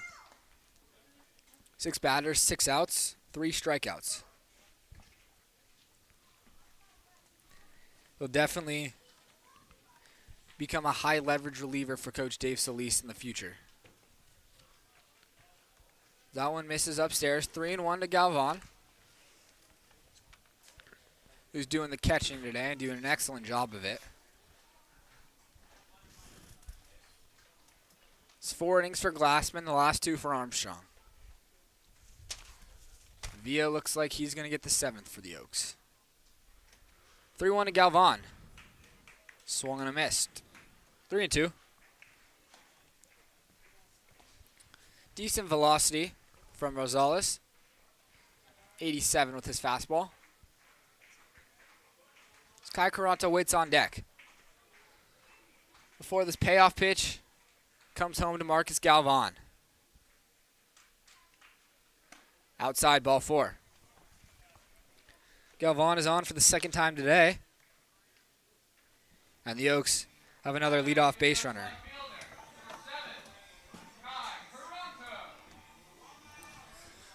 It's Kai Caranto up there now. He hit an RBI double back in the 4th. Also came around to score on that at bat.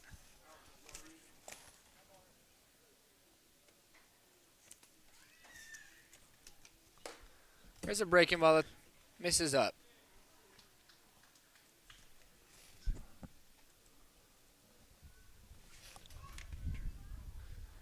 Kai is not an easy hitter to strike out. Nearly has as many strikeouts this summer, though, as he had all season at Cal Lutheran.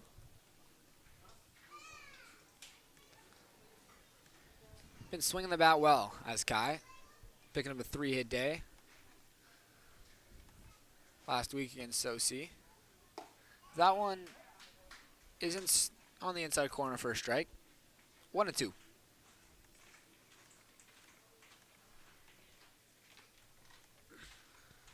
Caranto playing left field today, but we've seen him on the infield as well. There's a pickoff attempt over to first, but Galvan's in there easily.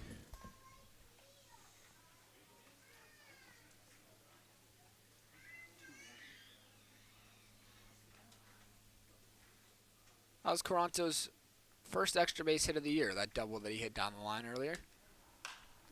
This one's popped up behind the plate. Staying in play and making the catch is Andrew Pyle. That one was hit straight back. But unfortunately for Caranto, it stayed in for Pyle to make the play.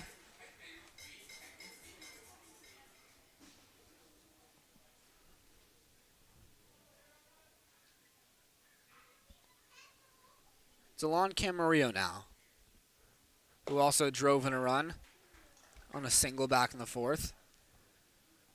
A line shot into left field. A lot of hard hit balls for the Oaks in this one. This one's fouled away, 0-2.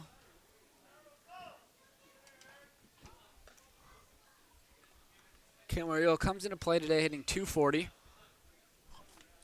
7 for 29 on the season.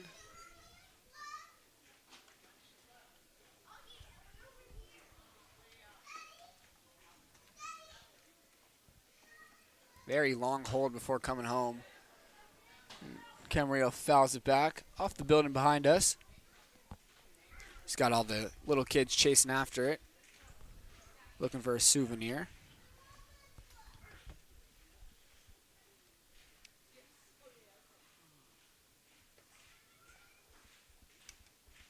That one's in the dirt. Good read from Galvan, who's going to slide in safely. Great base running. It's definitely got to be something that this Oaks coaching staff works on with these players, because We've seen a lot this summer, just that downward angle. They're ready to go the second they see that ball headed for the dirt. That one did not kick away from Pyle very far, but because he got such a great jump, Galvan was in there easily. There's a half swing. Camarillo went around. He goes down on strikes.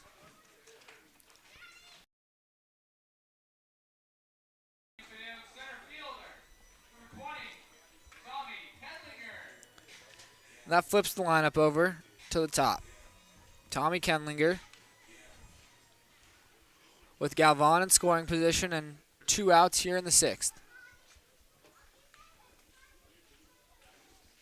Tommy's already been on in 2 of his 3 plate appearances today. He singled to lead things off for the Oaks back in the 1st and then walked in the 4th. He was the last pitcher that the starter Andrew Stanley faced before being pulled. As Tommy watches that one miss in the dirt.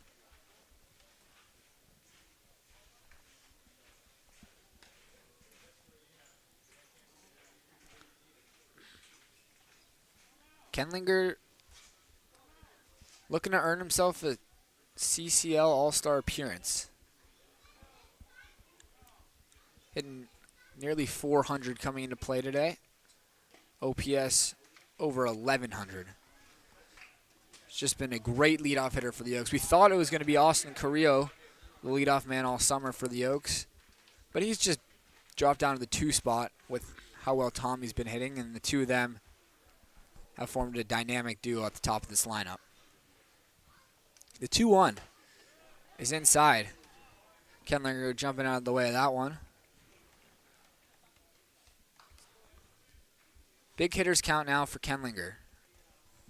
First base is open, so don't need to throw anything perfect right now to Tommy.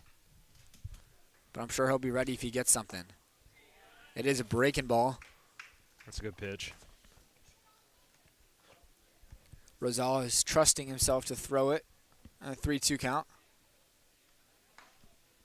Yeah, really good front door action there from Rosales. There's a breaking ball that's dropped into the zone. Excellent 3-2 pitch to get Kendlinger looking at strikes.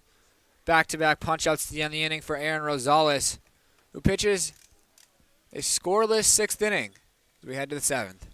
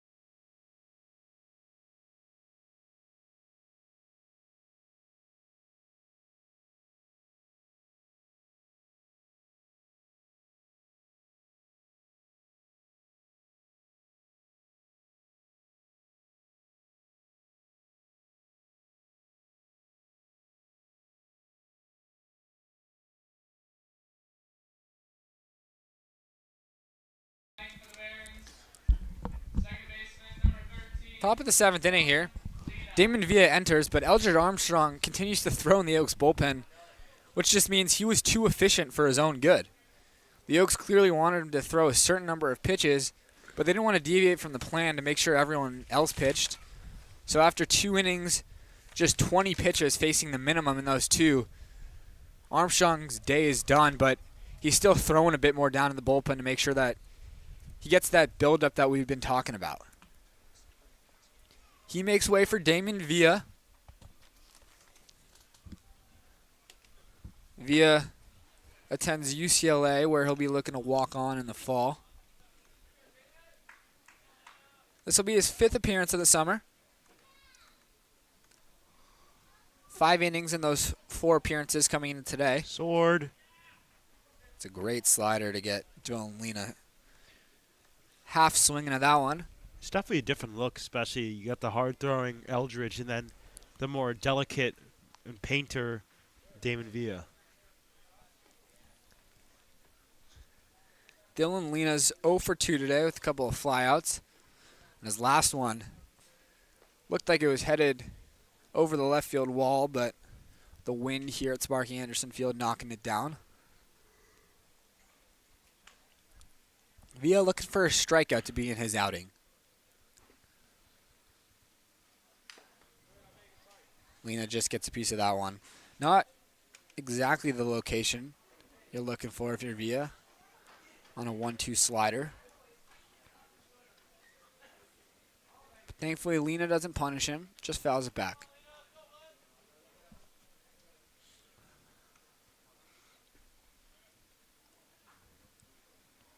Villa finally finds one he wants before coming home. Lena fouls it towards the Oaks dugout.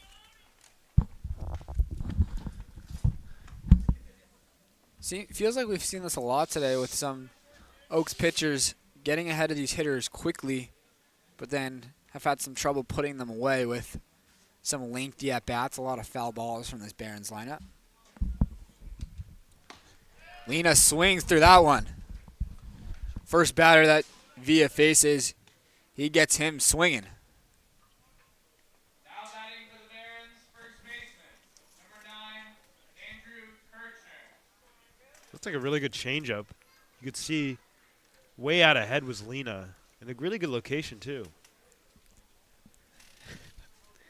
Brings up Andrew Kirchner. He's 0 for 2 today. He hit that broken bat pop up to short, as well as striking out in this one. Villa with the first pitch changeup.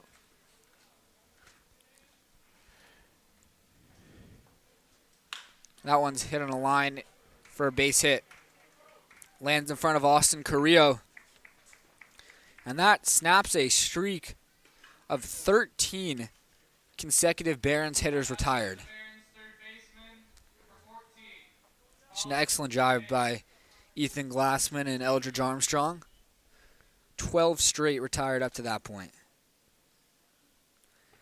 First base runner since Evan Cornwell's leadoff single back in the 3rd.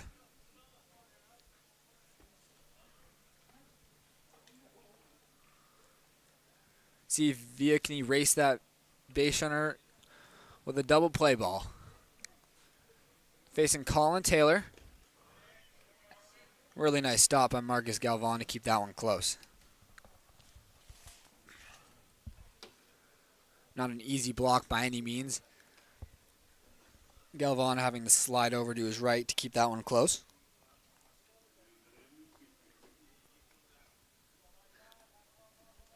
Taylor 1 for 2 in this one. Singled in his first at bat in the second.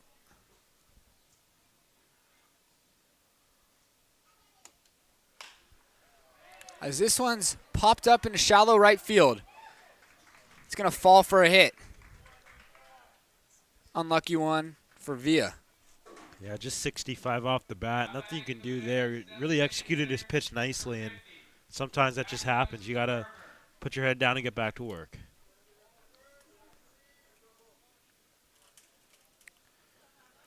Back-to-back singles for the Barons, and they had a couple on with just 1 out. Maximus Berber up there. He was 0 for 2 with a couple of strikeouts in this one.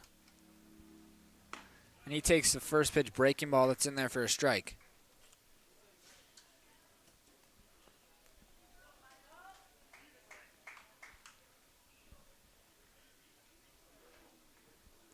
Berber, certainly a double play candidate up there. Takes a breaking ball in the dirt that Galvan can't find. Scoots away towards the first baseline. And both base runners will advance.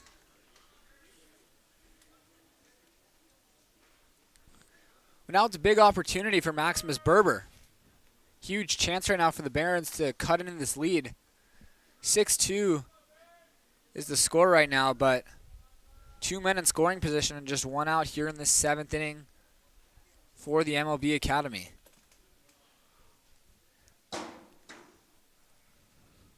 Berber, the 2-way. Hits this one on the ground and into right field for a hit. 1 run comes in to score. Getting the stop sign at third base is Taylor. And the Barons bring the tying run up to the plate. That's the first hit of the summer for Maximus Berber, who's only 0 for 3 coming into play today.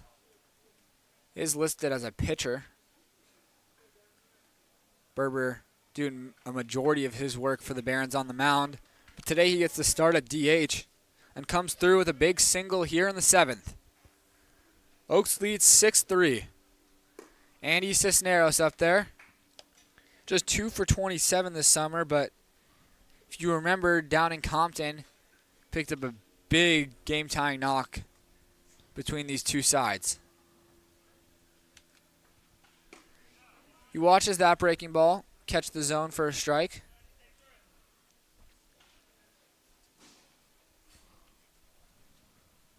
Villa looking for a double play to get out of this inning. Cisneros representing the tying run at the plate. Hits this one on the ground to Camarillo, who goes to second for 1. On to first, and the throw is wide, getting into the Barons' dugout. And another run comes across. Yeah, that's frustrating. That had double play written all over it. And a really good turn at second by Camarillo. Another one of those athletic moves, just using his momentum, but now they're going to have a conversation here. Maybe an interference question? Coach Solis out, yeah. Yeah, he wants an interference call. Let's see if we can see what. Oh, that should 100% be interference. I just went back and watched it in the stream. Berber made no effort to get out of the way there. Just ran straight into second base, which is why King had to make his throw high. If you don't slide into second, you're supposed to veer out of the way. Berber did not do that. That should 100% be interference. Oh, that's ridiculous. Yeah, that is. I didn't even see that. I was just focusing on, like, could the umpires, like, use that as reference? No. Like, that is, like, absurd. I mean, especially after the Cooper Chef thing earlier. Like, this has got to make tensions boil for the Oaks dugout. Because, yeah, that's, like, another run in, and so the umpires are having a conversation right now. But I'm not sure if any of the other two are paying attention. Yeah, like how are you not watching for that? Like, that's your freaking job.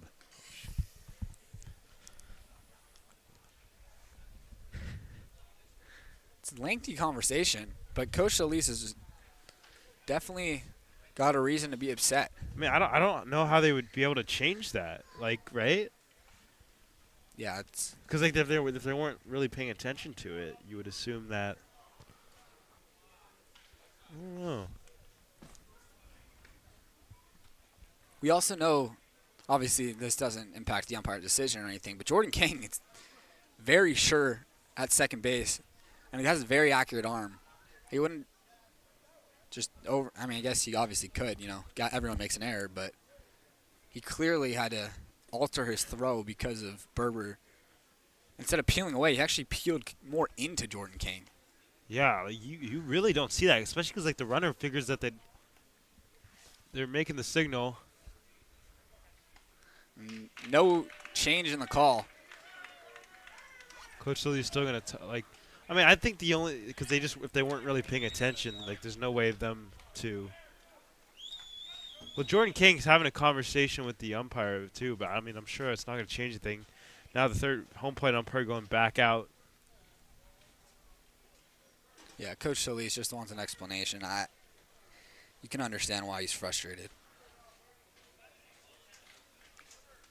That's just so odd to me because obviously the umpire would want to look at the bag to make sure, you know, he got his foot on the bag and he's watching the play. And that's very recognizable to see. They're just explaining this to Coach Solis. But with this call seemingly standing, the Barons have cut this lead in half here on the 7th. It was 6-2. It's now 6-4 with a couple of 2-out runs. Coach Solis is still pleading his case, and can't blame him. I mean, yeah, I think that it just comes down to if they weren't, like, watching for it specifically, then they can't just, I mean, if I was an umpire and I know that I just didn't see it right, I'm not going to just go the other way. So, fair enough. I mean, I respect their decision, but, like, obviously you would hope that an umpire would be watching the play at second base like they're supposed to, but now, Kenny Landreau's not going to be happy with that. It is quite a long conversation with all three umpires now at third base, but because the call was already made, it's really not much they can do, which is what I'm sure Landreau's going to come over there and say.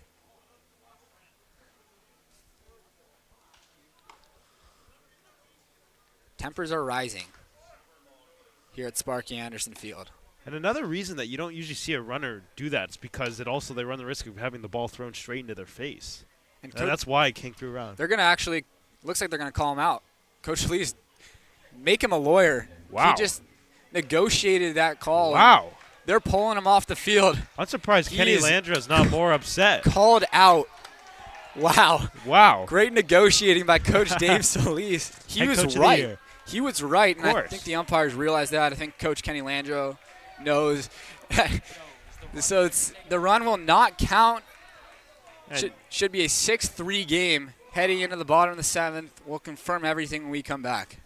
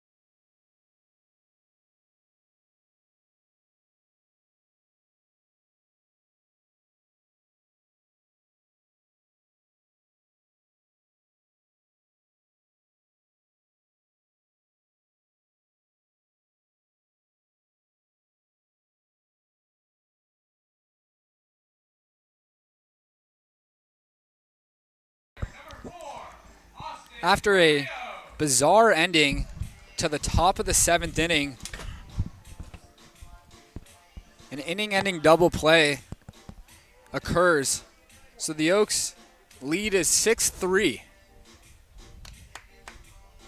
Looked like the Barons scratched across another run to make it 6-4 as Jordan King threw away the potential double play ball into the dugout, but as everyone realized, it was because Maximus Berber didn't slide into second base and ran into it straight up, which caused an interference play. And after a lengthy conversation, the umpires decided to keep the call, and then Coach Solis pled his case. Even more.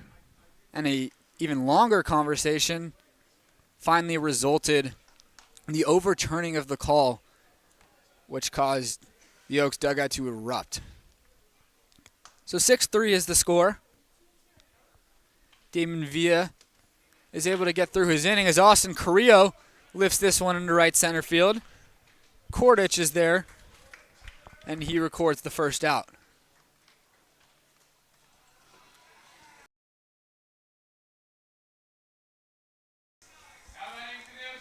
Carrillo now 0 for 3 today. Brings up Justin Rubin, who's been arguably the Oaks' best hitter this summer, hitting over 400, and that's only increased with his 2 hits in this one. He shows bunt, but pulls back on the breaking ball. It's called a strike. Yeah, good decision to pull back. Definitely, I mean, that pitch is really hard to take, especially if you're trying to drag down the left field line, or third base line, I should say. So, smart play by Rubin. That's a hanging breaking ball that Justin's going to want back. We know what Rubin's capable of. And I'm sure he's frustrated that he just missed that one. An 0-2 count. That one hit sharply foul. Good win there from Rubin. Stay alive. Still Aaron Rosales. His second inning of work.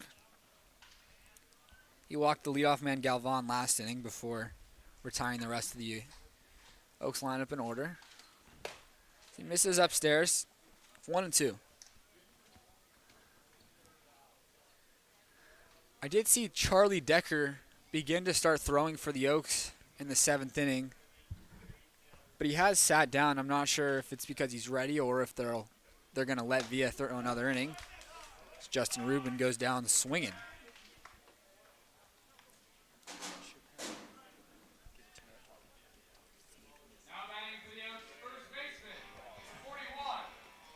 It's Dominic Hellman now. He's 1 for 3 with an RBI single, as well as a run scored in that same plate appearance.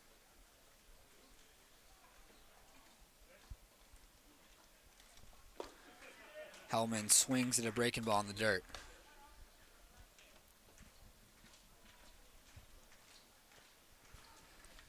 A couple of really nice swings for Hellman today in his first 2 at-bats.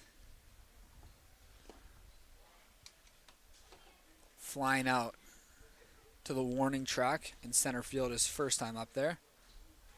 And then lacing a ball up the middle, 102 off the bat for an RBI single in the 4th.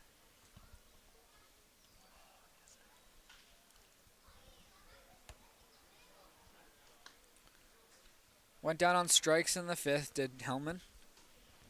Counts even up at 1. And he crushes that one out to center field. Going back on it is Burke. And for the second time today, Dominic Hellman has flown out to the deepest part of the ballpark out there in center field. Another excellent swing for Hellman, 101 off the bat. But unfortunately for him, it just couldn't find any grass. The 7th inning is complete here. Charlie Decker remains warming up in the pen. So it does look like Damon Villa is going to continue his outing as we head to the 8th.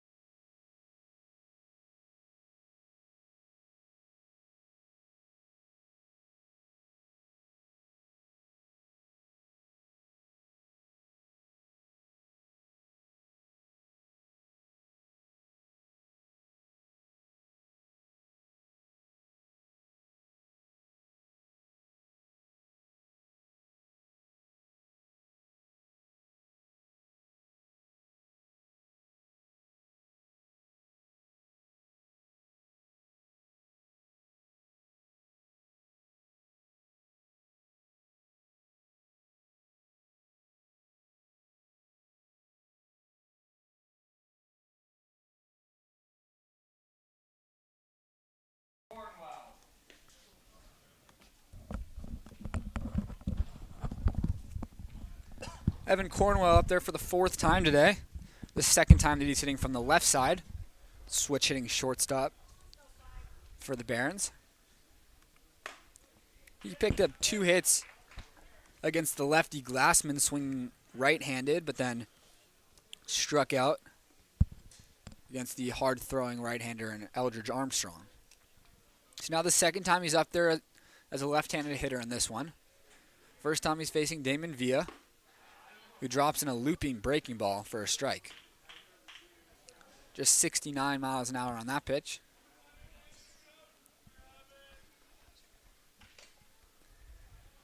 One and one the count. It's another breaking ball that misses. Charlie Decker remains warming up for the Oaks in the bullpen. Villa generates a swing and miss. Just by him.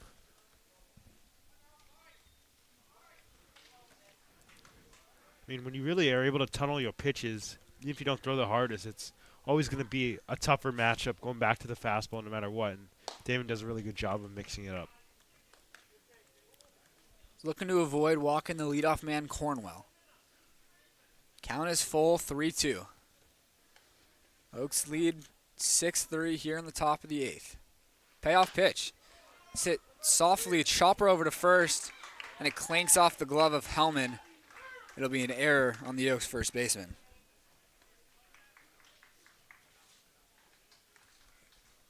Kind of looked like trouble off the bat there. Little in-between hop for Hellman. He tried to cut it off before it took that in-between hop and just was unable to corral it.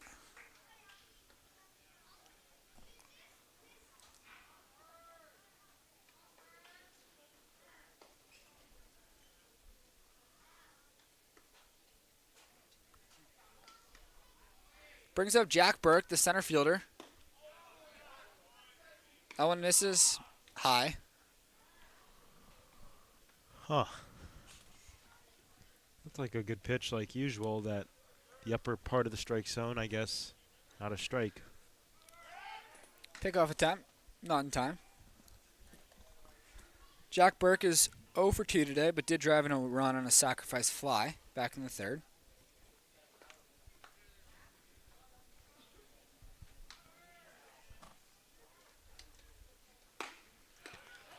So that one's in there for a strike. It's a good spot. 1-1.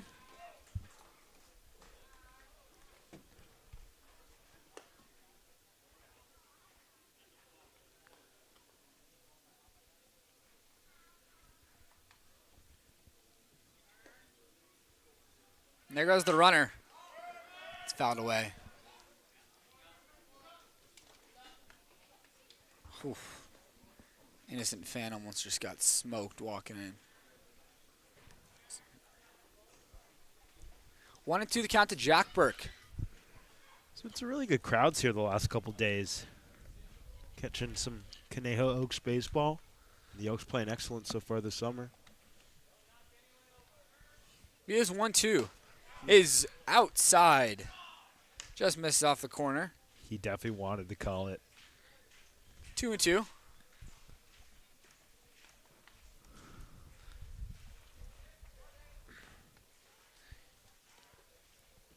Villa struck out the first man he faced last inning, Lena. It's his only strikeout. There goes Cornwell. The pitch is in there. The throw to second is in time to get him. Is that ruled a ball? The hitter asked the umpire if it was a strike or not because he knew it was so down the middle. He was like, oh, no, ball 3. Well, wow. How? Looked like it should have been a strike him out, throw him out.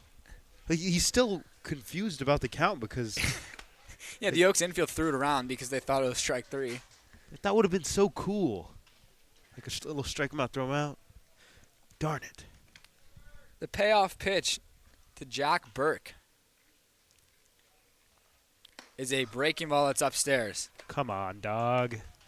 You could see Damon's disappointed because, I mean, that's just another one. It's about, so there's 3 strikes he threw in that singular at bat that were ruled balls. That one, obviously, getting the final. Yeah, I mean, you can understand Damon's frustrations there because now it just puts so much more pressure on you to have a runner in first. Now we'll look for a double play ball to get out of this inning. Ay. Swinging through that one is Dylan Kordich.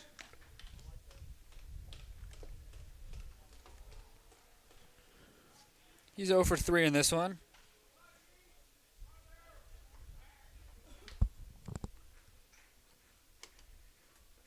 That one's hit sharply down the right field line. A fair ball and into the corner. Jack Burke's getting the wave home. Rounding second and is on his way to third is Kordich. There will be no throw. And it's a one-out triple for the Barons. And there's that non-strike 3 call coming back to hurt the Oaks. Yep, thanks, Blue. And now Coach Solis headed out to the mound. We'll see if this is just a conversation or if he's going to pull Villa here. Points to the bullpen. And in comes Charlie Decker. Perhaps the most reliable for the reliever for the Oaks up to this point. Entering in a 6-4 game.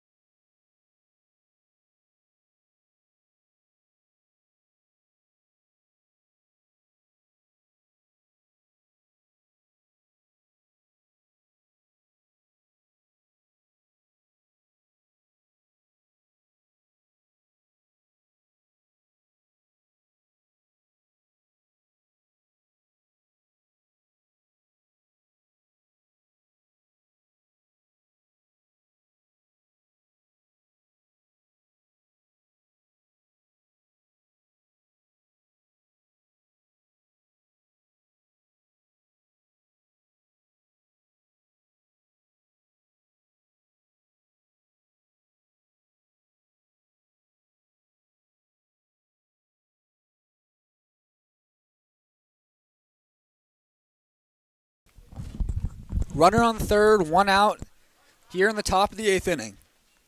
Oaks lead is down to 6-4. Charlie Decker in to minimize the damage. Something that he's done so well this summer. And this one's lifted out to shallow right center field. Carrillo coming in. He'll make the catch. Tagging and then holding at third base is Kordich. Probably the smart decision. And Charlie Decker picks up an out on the first pitch that he throws. Yeah, that's huge. Now 1 pitch away, but Dylan Lena, the big pest for the Oaks, really his entire CCL career, and especially this summer.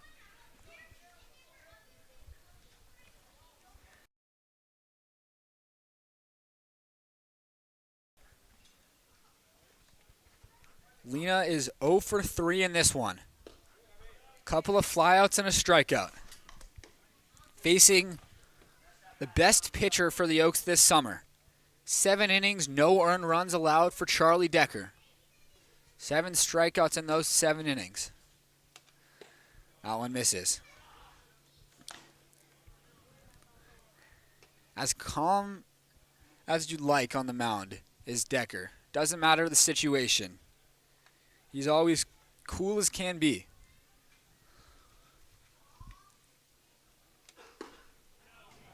2-0, big swing from Dylan Lena. You could all tell what Lena was trying to do on that swing. Decker shakes a couple of times. Finds one he likes. And that one misses outside.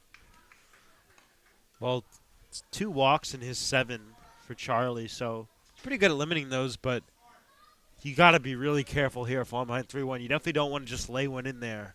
Definitely wouldn't be opposed to making a pitcher's pitch, and if you miss, it's okay. He grooves the fastball in there, and it's flown out to right field.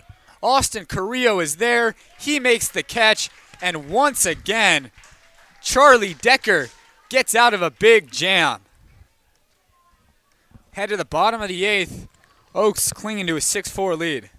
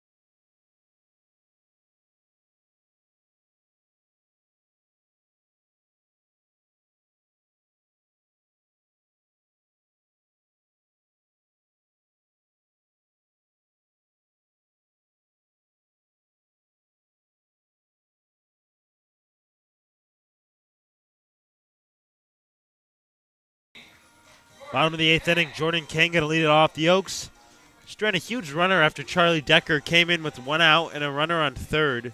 Able to get a weak pop-up to right and then really do it twice. And here we are, 6-4, as we enter the Oaks hitting half of the 8th. Nobody warming for the Oaks, so it will be Charlie Decker to pitch the 9th, which I'm sure nobody will complain about how good he's been.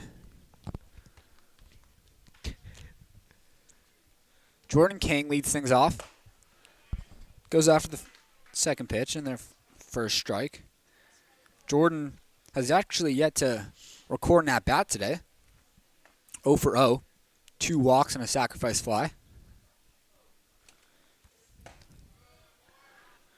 And that sac fly was nearly a 2-run homer. Hitting one out to the warning track in right field.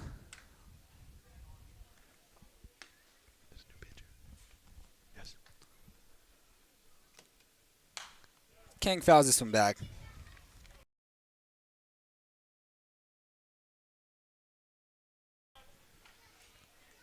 It's Adrian Blanchette on the mound for the Barons.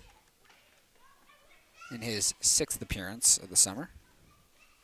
Looking at sit-down Jordan King, who works the count full. Looking for his 3rd walk of the day. Cooper Chef waits on deck.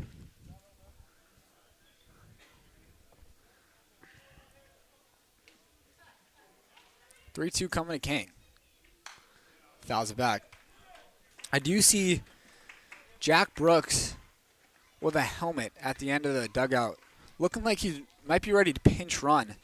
Could be for King if he gets on here. King isn't slow by any means, but Jack Brooks very quick. As Jordan takes a walk, and the hunch was indeed correct. King walks, and coming to pinch run for him is Jack Brooks. Great day for King. On base 4 times in a many plate appearance. He doesn't know that he's coming out of the game. And here comes Jack Brooks to take over for Jordan.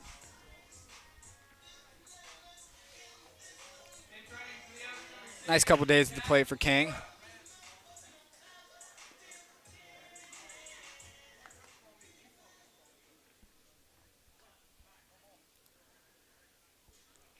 Cooper Chef up there now. Has a hat trick of strikeouts today. Looking to avoid the golden sombrero.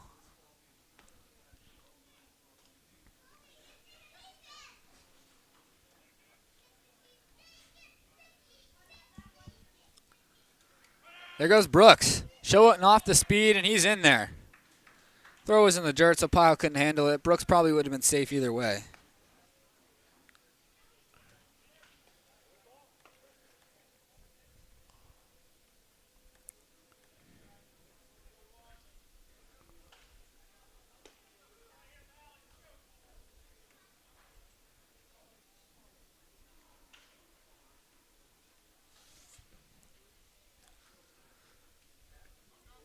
Chef shows bunt, lays it down. Brooks will be at third. The throw to first is into right field. Brooks comes in to score. Cooper Chef with the widest turn I've ever seen. Heads for third base. He'll be in there. A bunt turns into a triple after the 3-base error. And the Oaks lead 7-4. Well, flashback to that rough game the Barons had here just a couple weeks ago, as we talked about a little bit earlier. 6 errors in that one. There's one now, the first of the day, but a great bunt nonetheless for Cooper. And not sure if you noticed the turn, but he nearly touched the outfield grass over there. That one gets away. Chef's going to score. A wild pitch. Plates the Oaks' 2nd run of the inning, and they lead 8-4.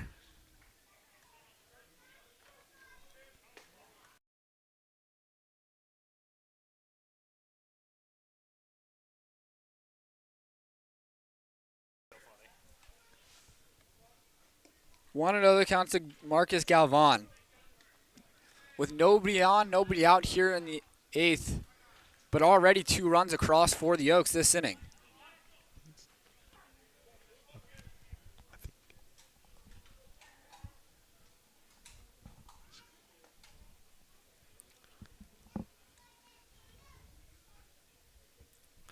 Galvan hits that one back up the middle for a base hit. His 2nd hit of the game. 3rd time today that Galvan has reached base.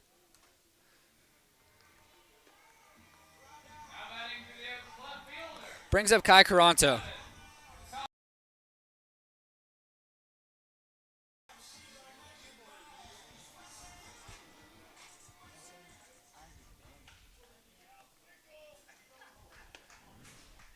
Kai Caranto, he's 1 for 3 today with an RBI double.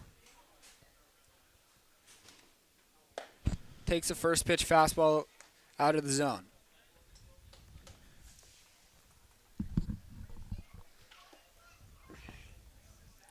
The Oaks have added a couple big insurance runs here in this 8th inning.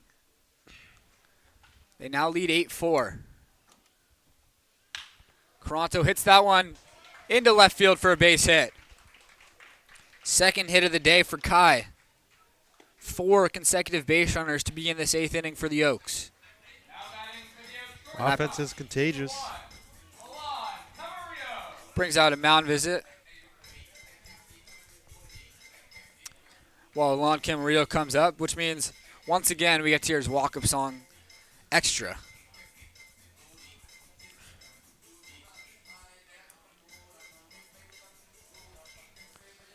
The Barons do have a right-hander throwing, but I'm sure their hope is that Blanchette can get out of this inning.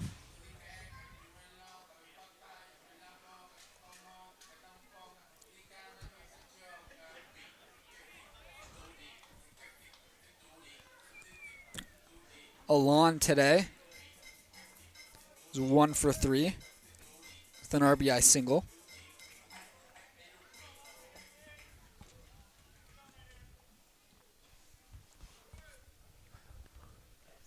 He's got Galvan at second, Carano at first.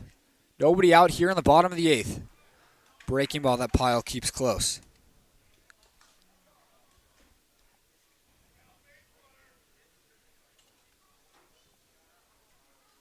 Camarillo picked up RBI number 3 today. Galvan is potentially out there at second base for number 4.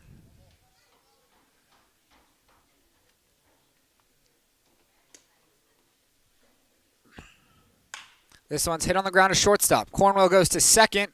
On to first. Is in time to get Camarillo. Didn't look like they'd have a chance to get him as it wasn't the hardest hit ball. But a great turn by the Barons middle infield. And they're able to get Camarillo at first.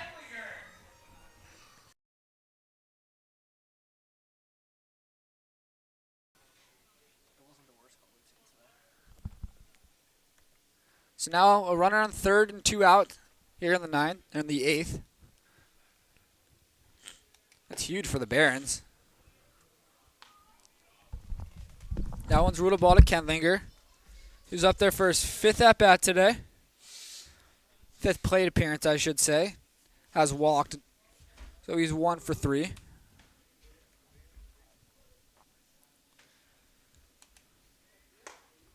Kendlinger ducks out of the way of that one.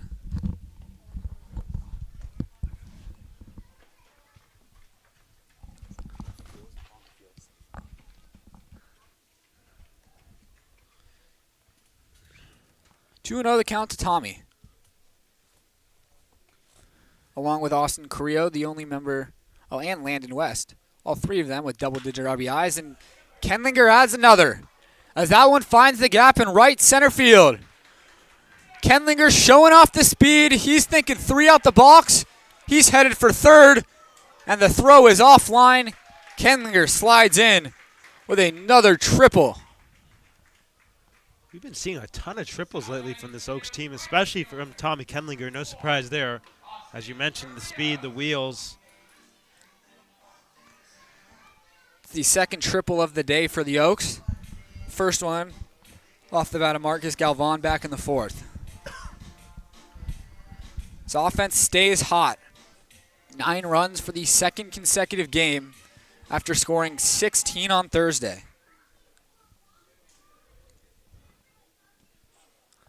Oaks looking to win their 6th in a row. That one's in the dirt. Carrillo, rare 0 for day. 0 for 3, but of course he has reached base via the walk.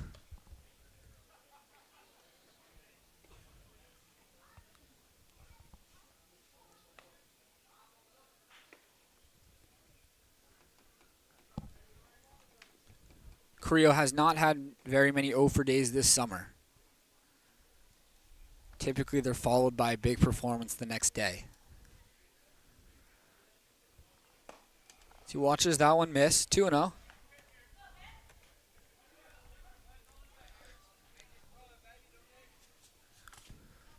Also a rare 2 strikeout performance today from Carrillo. Both of them coming in the same inning. He'll look to drive something on this 2-0 pitch. Doesn't get anything close. 3-0.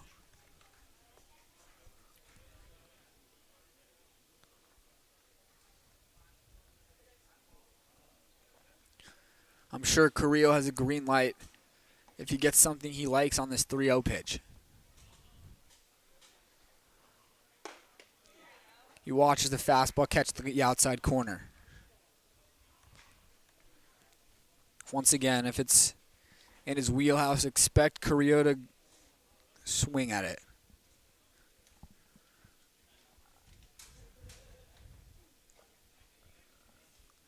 "3-1 from Blanchette is in there for a strike. 3-2.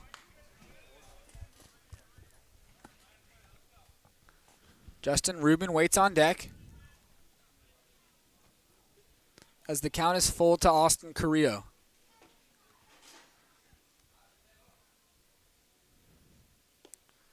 The 3-2 is outside ball 4.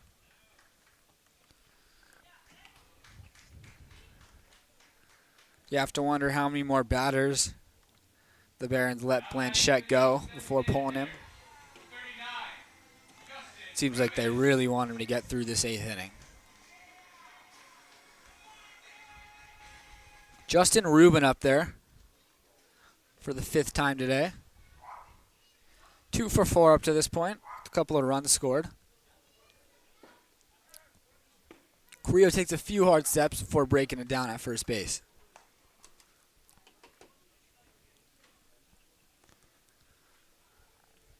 Wonders if the corner's 2 outs here for Justin Rubin.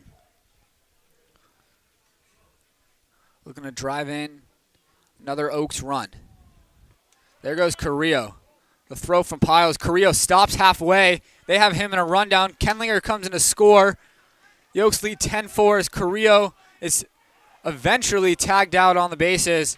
But perfectly executed play by the Oaks, who now lead 10-4. Charlie Decker headed out to the mound to finish this one off.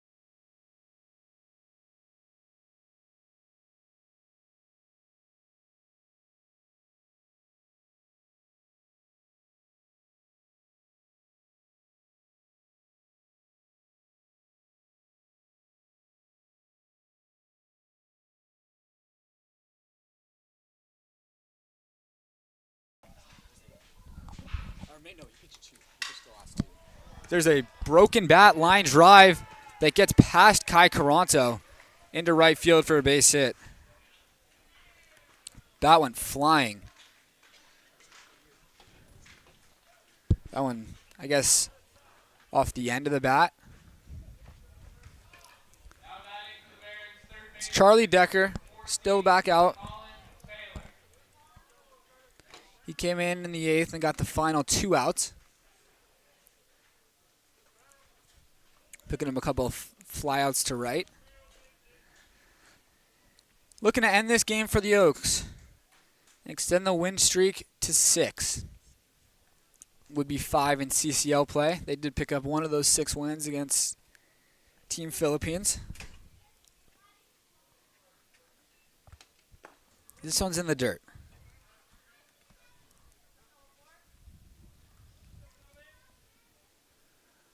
Just got to let your defense work here if you're Charlie. 6-run lead.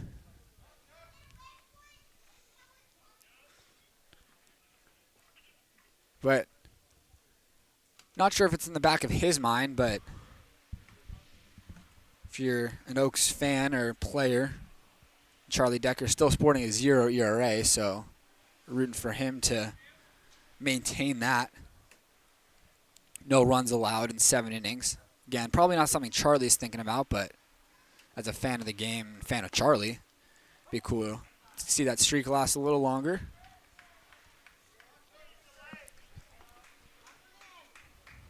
Looks like some defensive indifference. Yeah. He took second base. Yeah. The Oaks aren't even holding him on. Just let him take second base. We should mention the defensive realignment with Jack Brooks, who came in a pinch run for Jordan King. Brooks comes into the game in right field, which pushes Austin Creel from right to left, and that moves Kai Caranto from left field to second base. No other changes for the Oaks defensively. Caranto very capable, both in left and on the infield. Count is 2-2 to Colin Taylor, who's just able to get a piece of that breaking ball. Taylor already has 2 hits in this one. Has scored a run for the Barons as well. Actually, I take that back. He originally scored a run for the Barons before the umpires got together and overturned that double play call back in the 7th inning. 2-2. Lifted into right field, foul towards the parking lot.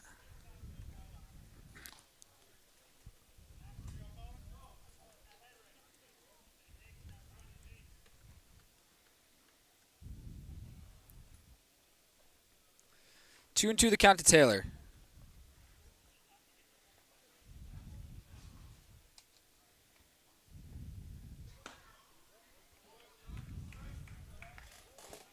Count is now full.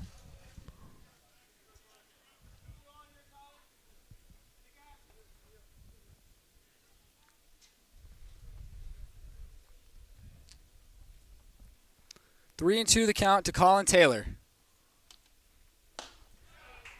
Got him swinging.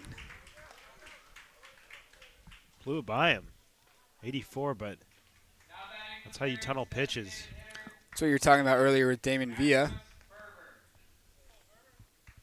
As long as you're tunneling those pitches correctly, 84 can seem like 94. Brings up Maximus Berber, who takes a strike. He picked up his first hit of the summer in his last plate appearance.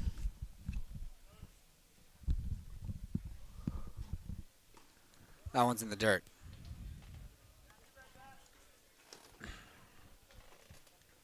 Before that RBI single, Berber was 0 for 2 with a pair of strikeouts in this one.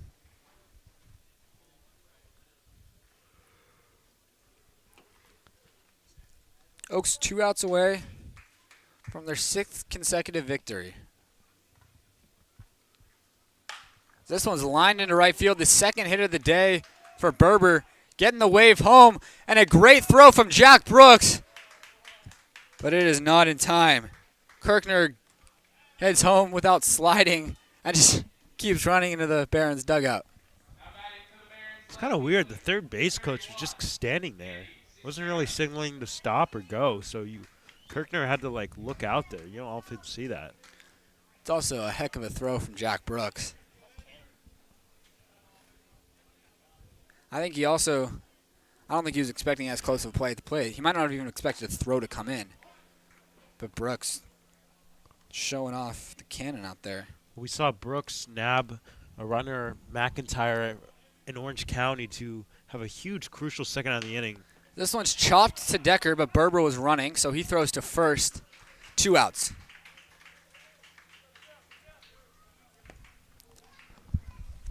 Oaks 1 out away. Now batting for the Barons, shortstop, number 5, Evan. Standing in their way is Evan Cornwell. Leadoff man for the Barons.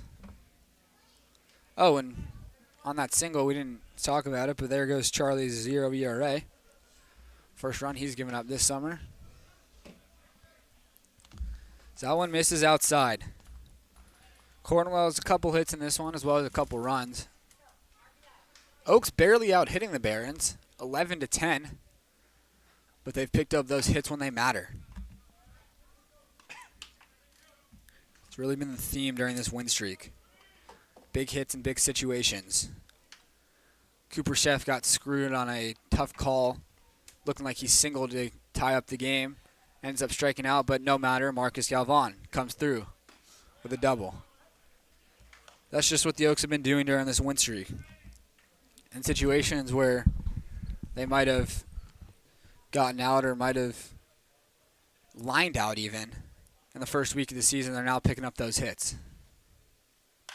This one's popped up on the right side. Going back is Hellman. He makes the call and the catch. The Oaks win this one by a score of 10-5. Charlie Decker pitches 1 1/3 to close things out for an Oaks team who has now won 6 games in a row. Ethan Glassman will be the winning pitcher for the Oaks.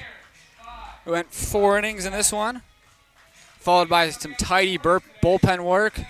Eldridge Armstrong facing the minimum of his 2 innings during his Oaks debut. And then Damon Villa and Charlie Decker closing it out.